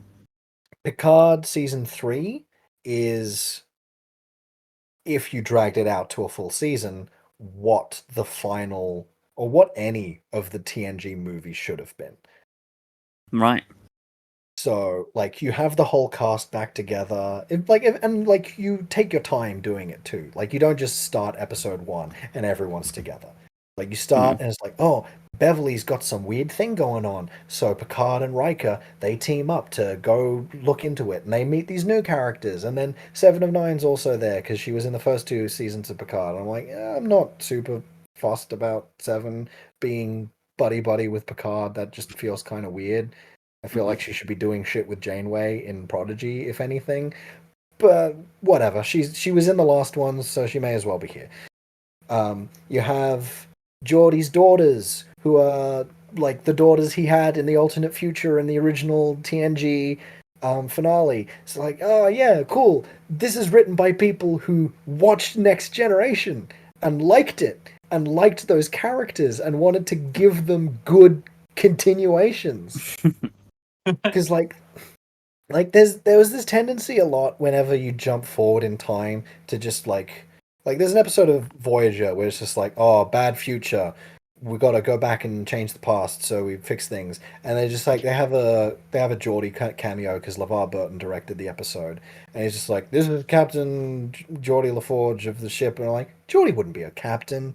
But it's the easiest way to just get someone in a chair and put a camera in front of them so they can have a quick cameo. But in this, it's like, hey, Geordie's like watching over this fucking space dock that restores old historically significant ships. That's absolutely something Geordie would do. Or there's a moment where they get back on the original Enterprise D and they're all like, fuck, I love this ship. Except for Worf, who's like, I preferred the E. It had bigger guns. Because of course Worf is the only person who likes the TNG movies. He's Worf. He loves action bullshit. I'm like, yes, this is written by someone who understands these characters. But like, and it's not just retreading all this TNG shit either, because there's a big part of the subplot is about changelings, who are the significant villains from the Dominion War, which was primarily in Deep Space Nine. Like, it knows Star Trek and knows interesting things to take, and like ultimately it does end up being like, and it's all a plot by the Borg Queen, and I'm like, you know what? This is the instance of the Borg Queen that I'm actually kind of okay with, because she already exists. I can't stop that from happening. And if you're going to have a final big bad villain that the TNG crew has to defeat one last time, that's who it has to be. Sure. It's got to be that character. And like you have this new character, Jack Crusher, who turns out to be Beverly and Picard's son. He's really cool. I like the dynamic the three of them all have together, and just it ends with them sitting around a table and playing poker, which is how Next Generation ended. That was the last shot of the last episode of Next Generation, was Picard letting his walls down a bit and saying, hey, I'll join you guys for poker night because you're not just my crew. You're my friends. You're my family. And that was like the big emotional revelation of that final episode. It's a really good episode. And they end this season the same way. And I'm like, if we have more modern Star Trek written by these guys, I'm optimistic. Like, question: it was. Do you have to have seen seasons 1 and 2 to understand season 3? There are elements of the plot that are unfortunately related to things that happened in season 1. But if I just tell you that Picard technically died at the end of season 1 and they put his brain in a robot copy, that basically gives you all the information you need. Right. What? Like, it's a number 8. Pardon me. Just one last thing on Picard. Sure. This was so good that Mike and Rich from Red Letter Media were like, "This is good. We enjoyed it." Wow. Oh shit. After everything they suffered through from 1 and 2 and Discovery and all that shit. Okay. Number 9. Number 9 is Star Trek IV: The Voyage Home. Ooh. I don't think this is the second best of the original series movies, but I do think it's the most fun.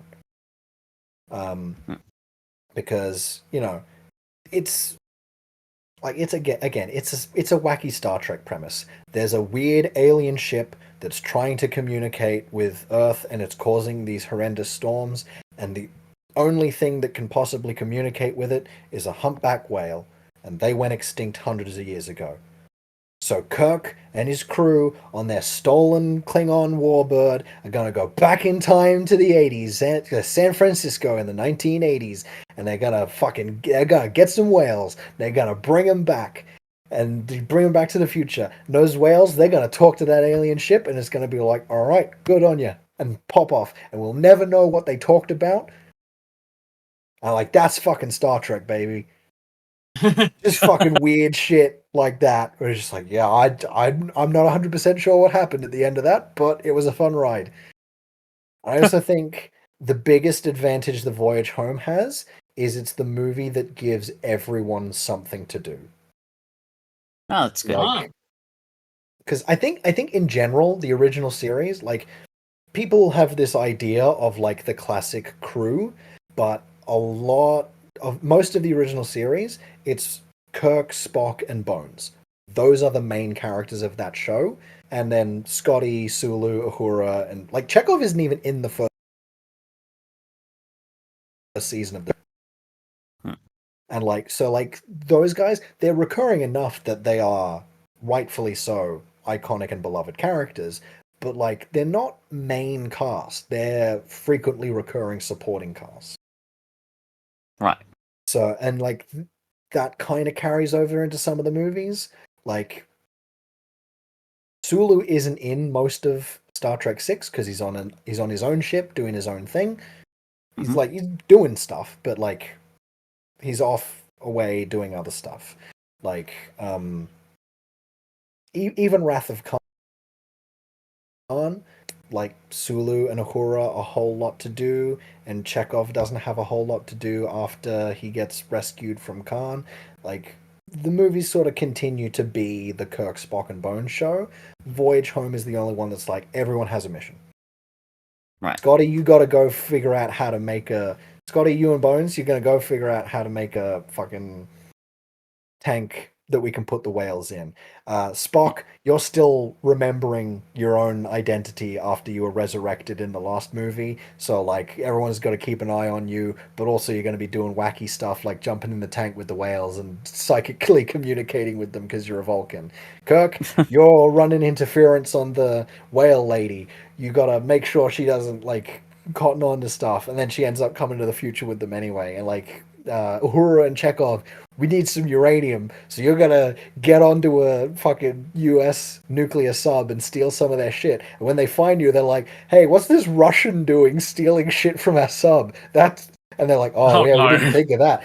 So like, it's just like it's a very like almost madcap adventure style thing, and it's just a lot of fun.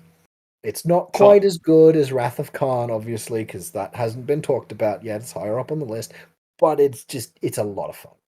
I like it a lot. Right. Which is going to be a continuing theme for number 8, Tim Allen's Galaxy Quest. Yeah, sure. I don't remember when exactly it was, but I do remember several 1999. years. No, I mean, at least after the rest of the TNG movies had come out, Right. there was Okay. an official fan poll for ranking the Star Trek movies, and Galaxy Quest came like 4th or 5th out of I've got here 15. I'm reading here in Star Trek fans voted it the 7th best Star Trek film in 2013. Yeah, that makes sense. Yeah.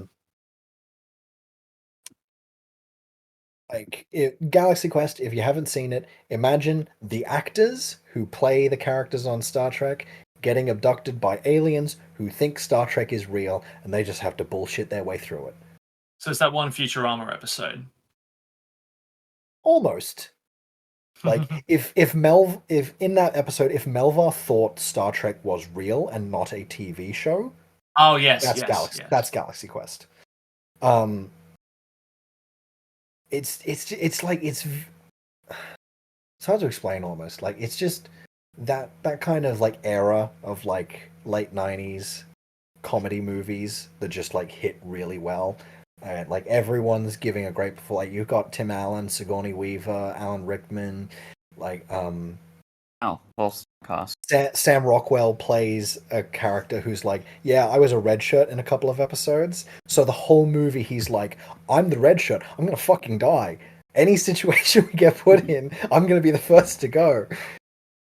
Tony Shalhoub is there, and he's like, his character is high the whole movie. Like they don't, because like there were earlier versions of Galaxy Quest that were a bit more like explicitly adult, and then there were some rewrites and re-edits. Very famously, there is a scene where like there's a hallway full of like crushing pistons and stuff, and Sigourney Weaver's character says screw that, but like you look at her lips and she's very clearly saying fuck that. So like they toned it down a little bit so it could be PG-13 like for more general audiences, but like it's very of that era of like here's just like a very solid fun comedy concept that's executed pretty well. Right. Number 7. Were you gonna say that? Hmm? Were you gonna say something? Sorry. No. Okay. Number 7. Star Trek Beyond. Again, this is the final well, this is actually not directed by J.J. Abrams, but like that trilogy. Chris Pine and all those guys. I believe it was co-written by Simon Pegg. It's interesting. I don't remember who directed it, but again, this is just like here is a cool, interesting Star Trek concept that's just executed very well. It's a very fun movie. Like it does, I think, out of any Star Trek movie, the best job of having a very like not very, but like somewhat high octane action sort of like series of events happen while still feeling very Star Trek. Like the Enterprise gets fucked up and destroyed and like crashes, and all the survivors get like they're trying to like regroup with each other, and like they've all got their little pairings where like, okay, well, you know, Scotty finds this native girl, and she's like set up on this other crashed Federation ship, and Spock and Bones, who are like famously like bicker all the time, they're stuck together and trying to survive and all that. Like it's just one of those like, yeah, everyone has something fun to do. Everyone's doing cool shit. And it's just it's just a very well-made, fun movie that feels like a good continuation of this timeline. Mhm. And like there are even like little bits where I was like, because in this timeline, technically, Enterprise, the show, still happens exactly the way it happens. It's the only part of the timeline that is the same in both versions. So like then there were little like references where like the villain was like, I fought in the Zindi Wars, and I'm like, I know what that is. I understand that reference now because I've watched that show. Which is a Jeez. feeling that will become relevant later. But like, yeah, it's just there's not a whole lot more to say on it. I don't think it's just a very well done, well put together Star Trek movie that I like a lot. Number 6, the best Star Trek movie, Wrath of Khan. I don't think anyone will be surprised by that being the best of the movies. It has that Yeah. reputation for years. I know you watched because we watched it for your birthday. Cuff, were you there with us when we watched it in the cinema? I don't think so. Yeah. Well, anyway, it's just a very good movie. Like it is. It's not so much action oriented, but there's a lot of good action scenes. Like the ending battle. It's pretty tense. Yeah, it's less like the ending battle is more like a submarine battle from something like Hunt for Red October, as opposed to like starship battles from Star Wars or something like that. And yeah, for sure. Like it and has its I'd agree reputation for generally. a very good reason. Yeah, I think for me, if I can just add this in, when I first it took me a little bit to get used to the style, because it was there is a bit of melodrama to it. Everything from the very mannered and theatrical performance of the guy who plays Khan. I don't know the name of the actor, but Ricardo Montalban. His performance is. I was surprised how melodramatic that was, and then of course the famous Khan scene, which has been parodied too many times. But once you get used to that, it is actually a very good, solid movie with quite an emotional, intense climax, which is really great. And I can understand why it's got that reputation. Yeah, this movie is the origin of the phrase "revenge is a dish best served cold." Like there are like at least that specific wording of it. Oh, I think there are for sure. Further back in history, there's like other allusions to revenge and coldness and stuff, but like supposedly this particular phrase, proverb, yeah, yeah, it's got the best villain. It's got the best like emotional through line for Kirk because it's about like he's getting older. He finds out he has a son, and one of the best things about Wrath of Khan is that Brent Black of Brentalfloss on YouTube made a whole fucking parody musical of it that I got the rights to, and we're gonna be doing that at the fucking theater we do stuff at in December of this year, 2025. That's so, a thing I didn't know. Look forward no, to that. I did not know that either. Yeah. Wow. Holy shit. Really fun. Yeah. To be clear, I didn't know that. Oh, you did? Yes. I did. Oh, okay. Yeah. That sounds cool. Yeah. Yes, looking forward to that a lot. Wrath of Khan, fantastic movie. I think everyone should check it out, even if they don't watch any other Star Trek shit, because it's good enough in its own right. Cool. All right, we're down to the top 5. Woo-hoo! Number 5, the one you guys like the most by default, Star Trek Voyager. Voyager is like of those three 90s main TV shows, is kind of like the weird black sheep in that Voyager's mission statement was kind of like, I don't know how many seasons I've got left, so I'm gonna get real weird with it. And it gets weird. There's an episode where Janeway kills Fear by making him scared. That's an episode. They make an Irish Village holodeck program, and Janeway deletes the main guy's wife so that she can date him instead. There's the famous Threshold episode where they go past Warp 10 and Janeway and Paris turn into salamanders and have salamander babies. It's Jesus Christ. Like Voyager is, I think, the best one for out of context weird shit. Like you know when you have a show and you get those like YouTube compilations of X out of context. Voyager's by far got the best shit for that. Like they all do to certain degrees. Voyager's got some of the weirdest shit, and that's what I love about it. And that rules. I won't go too on for Voyager because we talked about it in our review. But yeah, it's the one that feels the most like the crew as a family, and I like that a lot about it as well. And yeah, it's just very good. It's kind of the black sheep, but I like it. Nice. Number 4 is the classic, the OG Star Trek: The Next Generation. Well, not the OG. I mean, as far as I'm concerned. Okay. This is like not the original, but the OG. Okay. The definitive. Yeah. TOS is the original series. Next Gen is the original gangster. Alrighty. Yeah, I'd believe that. So this is number 4.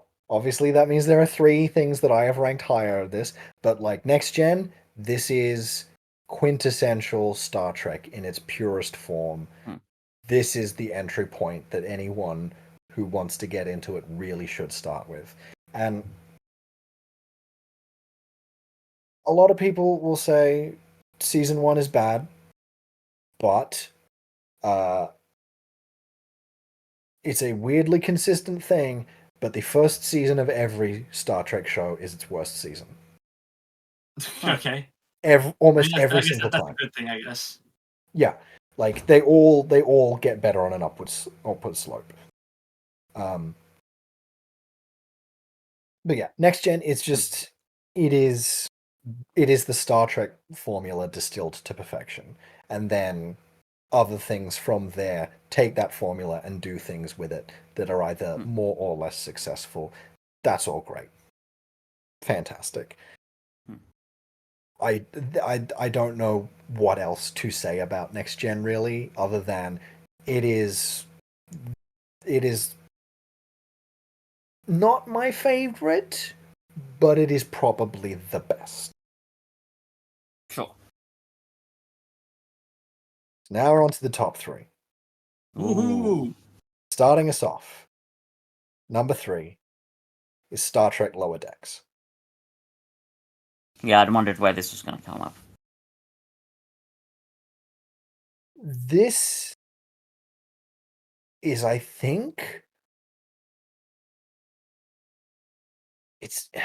I'm not sure what qualifying statement to put on this, but like, despite being number 3, I think this is the Star Trek show that I have the strongest emotional attachment to. If like, I don't want to say it's my favorite, and that the other 2 are like just ones that I think are critically better, because I kind of already did that with Next Gen. I think I think Next Gen is the, maybe not the best, but like the most. This is the most Star Trek. Lower Decks is an extended love letter to that idea. Like, it's animated, isn't it? Yes. Yeah, okay. I think that kind of puts some people off who don't like, because you look at it and it's like, oh yeah, it's that same kind of like adult animation, like Family Guy, Rick and Morty looking kind of thing. But anyone who likes any amount of Star Trek should give this a chance, because I promise you, it loves Star Trek more than you do, or at least as much as you do. Like the thing I really liked about Picard season 3 that elevated it so much above seasons 1 and 2 was that it felt like it was written by people who loved and cared about Star Trek. Picard season 3 doesn't give a shit about Star Trek in comparison to Lower Decks. Every moment, maybe that's a bit extreme, but like I'm using hyperbole. Yeah. Like every moment of Lower Decks is just overflowing with this love and reverence for everything that's come before, the good and the bad. Like,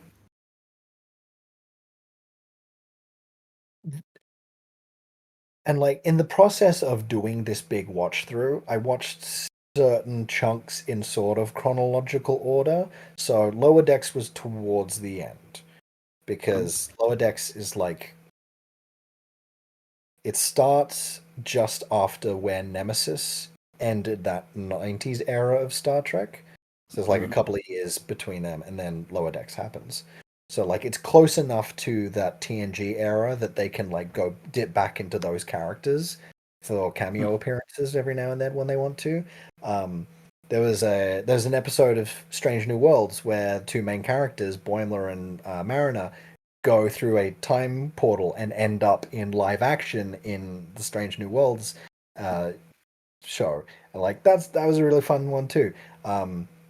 Lead guy is Jack Quaid, which most people will recognize as Huey from The Boys, or the new Superman and My Adventures of Superman, or like a whole bunch of shit. He's like in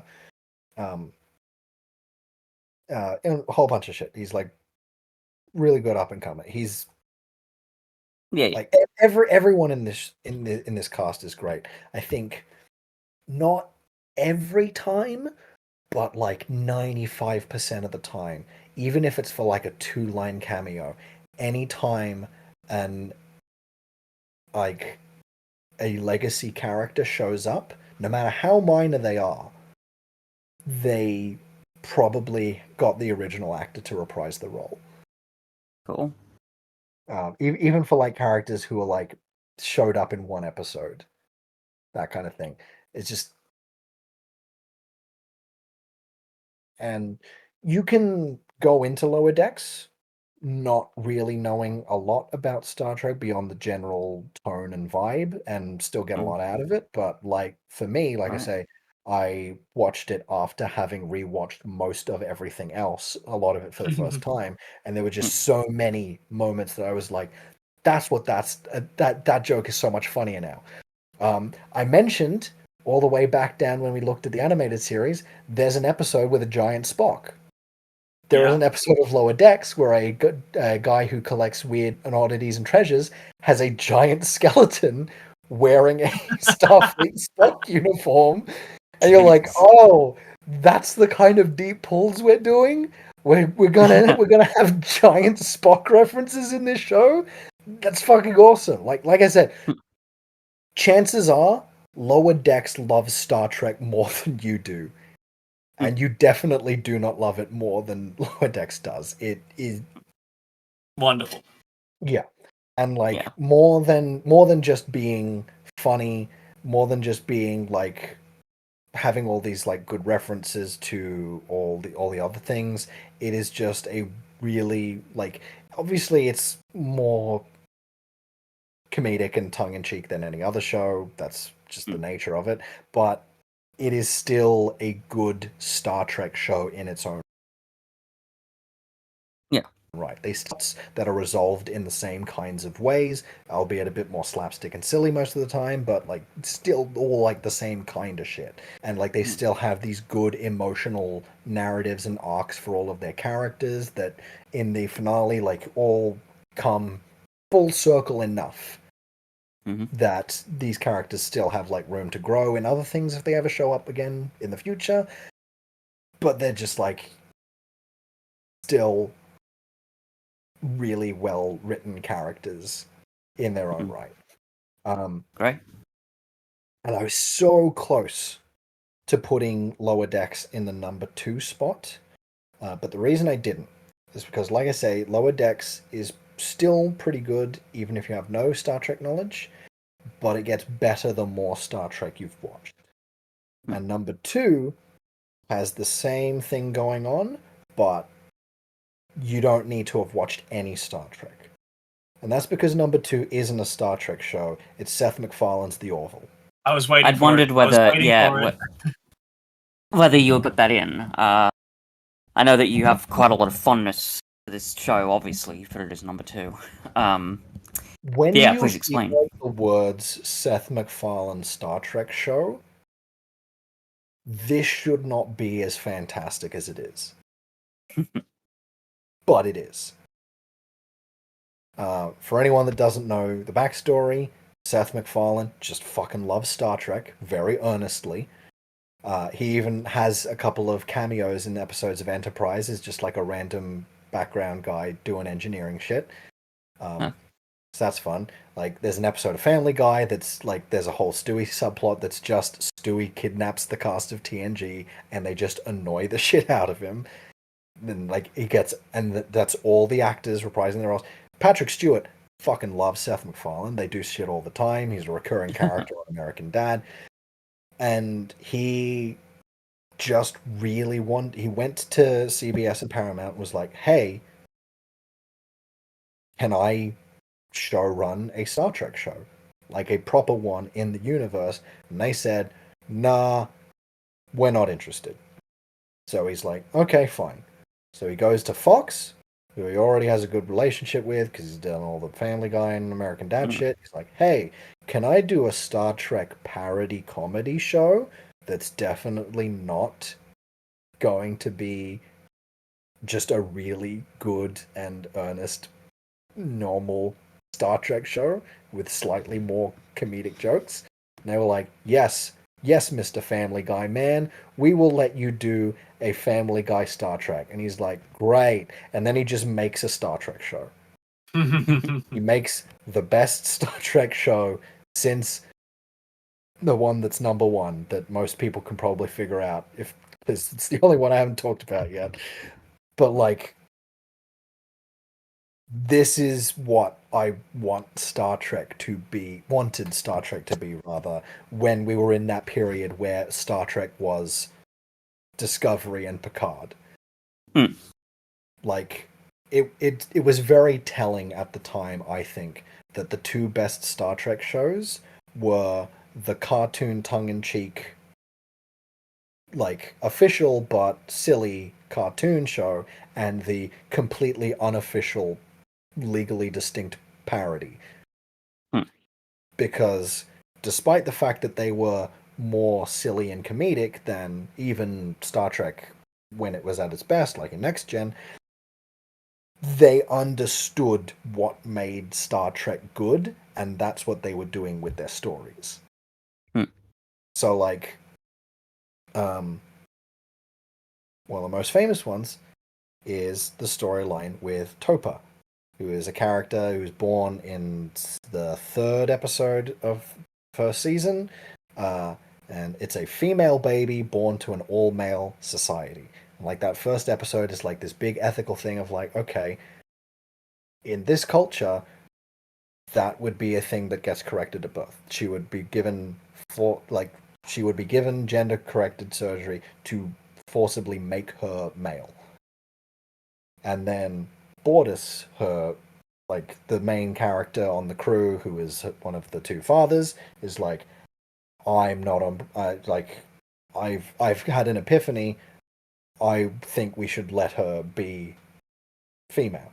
And like, and then you have a Star Trek style courtroom episode about like debating whether it's moral to do this thing to this baby. And then later on, as Topa gets older, they're like, hey, I think there's something wrong with me, and I shouldn't be a boy, and I should be a girl instead. And like, she uncovers all the stuff about what happened to her, and like, she has this, like, it's a trans narrative in reverse almost, where it's like the parallel is very clear. I was Yeah. born, I was born this, and have been forced to be this my whole life. I want to be what I was born to be. And it's just done so well. Like, it's not treated like a silly Family Guy joke. It's not like a haha hoo hoo man in a dress, like edgy humor shit. It is done with 100% sincerity through this style of Star Trek that is like just exactly what the ethos of Star Trek is always supposed to be. And also, it's very funny. So it's just like a cherry on. Sounds great. Yeah. Like,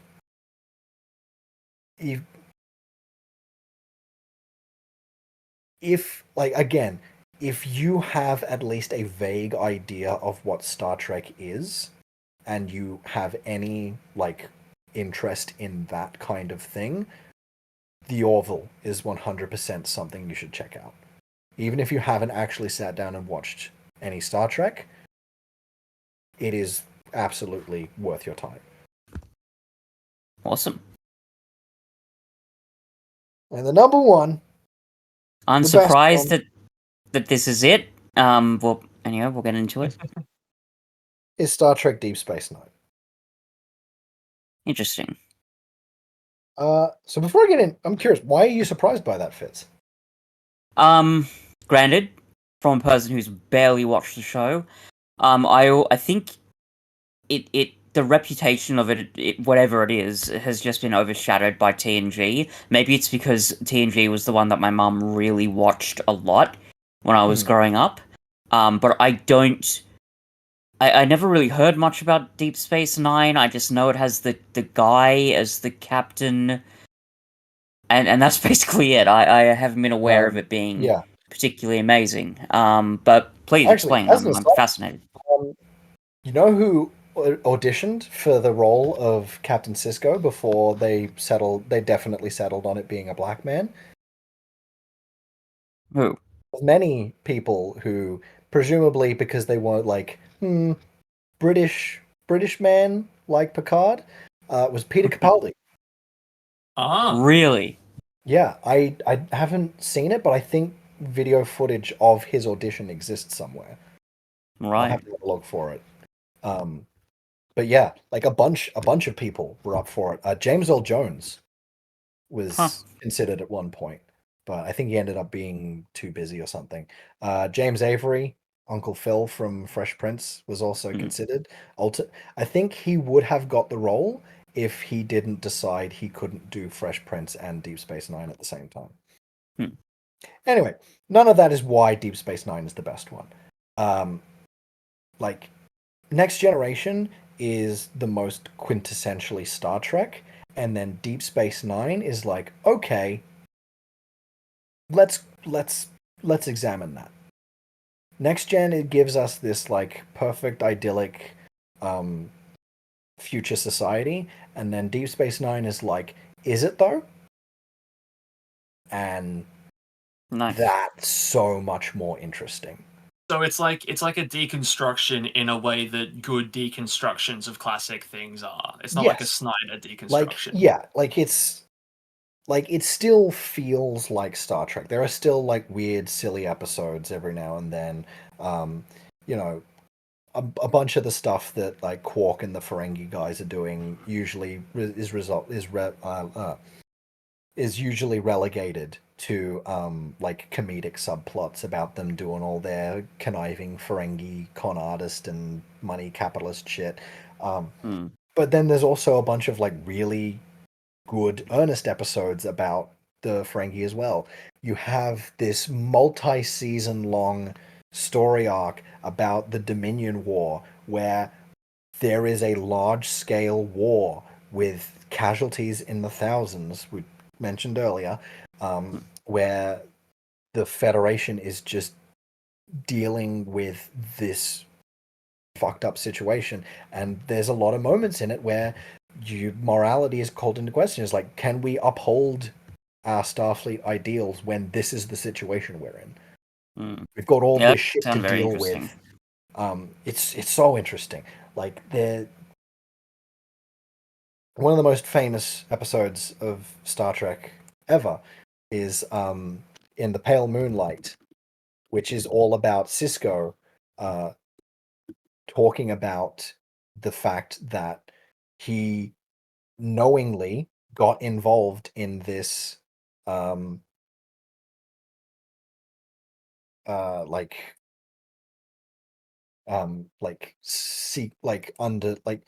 he engaged in corrupt actions. He got, like, indirectly, but he got people killed in order to do stuff that would be in the ultimate benefit of the war. I'm trying to just find the monologue so I can just read it, because there it is. So he's like reciting all these things that happened to the computer, and he ends it with, "So I lied, I cheated, I bribed men to cover the crimes of other men. I am an accessory to murder, but the most damning thing of all, I think I can live with it. And if I had to do it all over again, I would. Garak was right about one thing. A guilty conscience is a small price to pay for the safety of the Alpha Quadrant. So I will learn to live with it. Because I can live with it." Computer, erase that entire personal log. Like, that is the kind of shit we're dealing with. Wow. Yeah, that's pretty impressive. Like, what happens sounds like when we're not in this perfect, idyllic situation anymore? Because, and like, even before the Dominion War starts, Deep Space Nine is like right on the edge of Federation controlled space. They don't have a lot of support. They're dealing with Bajor, who has just been freed from a multi-decade long occupation by the Cardassians, who still have a lot of control in this area. So like, they're recovering from the fact that they were invaded and ruled over by a fascist government for years and years. And it's just like TNG is very like, if TNG went to Bajor, which it does, it would be like, here is the plot of one episode, and we're going to learn about Bajor and how that's interesting, and then off they go on to the next thing. Deep Space Nine is like, nah, we're here. This is what the show's about. This whole like political conflict going on, and it's by far the most interesting Star Trek show. Yeah, it does sound very good. There is an episode of season 1 called Duet that is not just my favorite episode of Star Trek out of everything. It is one of my favorite episodes of television ever. Wow. Impressive stuff. That's high praise, yeah. Yeah, and it sounds like that, for the most part, this Star Trek series doesn't fuck around. No, it does not. Awesome. Yeah, Deep Space Nine is fucking amazing. Great. And that was Star Trek, everybody. But wait! What? I have a bonus ranking. You do? But I do. We've been going for 2.5. Okay, good. I know. It's a quick one. There's only 5 things on it, but I'm going to rank all 5 Wrath of Khans. Okay. There are 5 Wrath of Khans in Star Trek. As in, the story was told 5 different times. Pretty much. Okay. Okay, worst one, Star Trek Nemesis. We've already talked about that. It's bad Wrath of Khan. Just like shitty retread of the same plot beats, and it's super depressing for no real reason. Number 4, Star Trek Into Darkness. Similarly, really bad. We've also really talked about it. Number 3, Picard Season 3 is effectively a Wrath of Khan, for a big chunk of it at least. The first half, at least, is largely a Wrath of Khan. doesn't quite nail everything that a good Wrath of Khan probably should, but because it is such a dramatic increase in quality, I'm like, okay, you know what? That's fine. You're doing a lot of the good shit that Wrath of Khan did, and you're doing it well. You're missing some of the beats that make it really good, but there you go. And the best Wrath of Khan that is not Wrath of Khan itself is the Lower Decks Season 4 finale. Largely because it is the only Wrath of Khan that gets that your Khan stand-in should have a personal history with your Kirk stand-in. And Lower Decks Season 4 is the only one that does that. Its Khan is Nick Lucano, who is a fucking wild-ass pull. Nick Lucano is a character from an episode of TNG called, I think it's The First Duty is what it's called. And basically, while Wesley is at Starfleet Academy, he's in with these like group of ace pilots. Nick Lucano's their leader, and they're trying to do like his cool maneuver, but it's illegal, and one of them gets killed as a result. And they all sort of like clandestinely agree to cover it up and pin the blame on the guy that died, so that like none of them get in trouble. And like it becomes this whole thing of like Wesley has to be like, well, do I rat out my friends or do I like keep my morals up? Anyway, Nick Lucano is played by Robert Duncan McNeil, who plays Tom Paris on Star Trek Voyager. And Tom Paris was, I don't know if this is 100% true, but allegedly was originally going to be Nick Lucano. Like they would bring that character back. I think there are different reasons for why they didn't. I think one story I heard is they didn't want to have to pay the original writer royalties for literally every single episode of Voyager. Another one was they were like, Nick Lucano's too hard of a sell to be like, hey, no, he's a cool guy now. But in this season finale of Lower Decks, he comes back. He's like, yeah, I'm out for revenge, baby. Starfleet ruined my life when they uncovered my conspiracy and fucked me over. And you learn that one of the people in that squad, Cedo Jaxa, was the best friend of your main character in Lower Decks. And Cedo Jaxa was in the episode of TNG called Lower Decks, which was the inspiration for the show. And it was an episode about 4 random ensigns from different parts of the ship, and it was like they were the point of view characters for this episode. And Cedo was like, she reprised the role, and she got sent on a mission to rescue a Cardassian informant and get him back to the Federation, and she dies. And that losing that friend is why Beckett is the way she is for most of the show, which you got to watch the show to know why what the way she is, but like, you know. So it's like this is the only Wrath of Khan that, besides the original, that really nails the villain and the protagonist's emotional journeys and backgrounds feed into each other to lead to a really good resolution. It's the only one that also has a Genesis device, but it's great because it's a Ferengi knockoff of a Genesis device that Nick Lucano can't disarm because it's behind a paywall, because that's of course something the Ferengi would do, so it blows up and that's how he's defeated. Cinema. Lower Decks is awesome. And then Wrath of Khan is the best Wrath of Khan. Fair enough. You just added this ranking in because you wanted to talk about that one episode of Lower Decks a little bit, didn't you? I mean, a little bit. But also, I thought it was a funny bit to be like, how many times has Star Trek done Wrath of Khan? And then rank those. Sure. Great.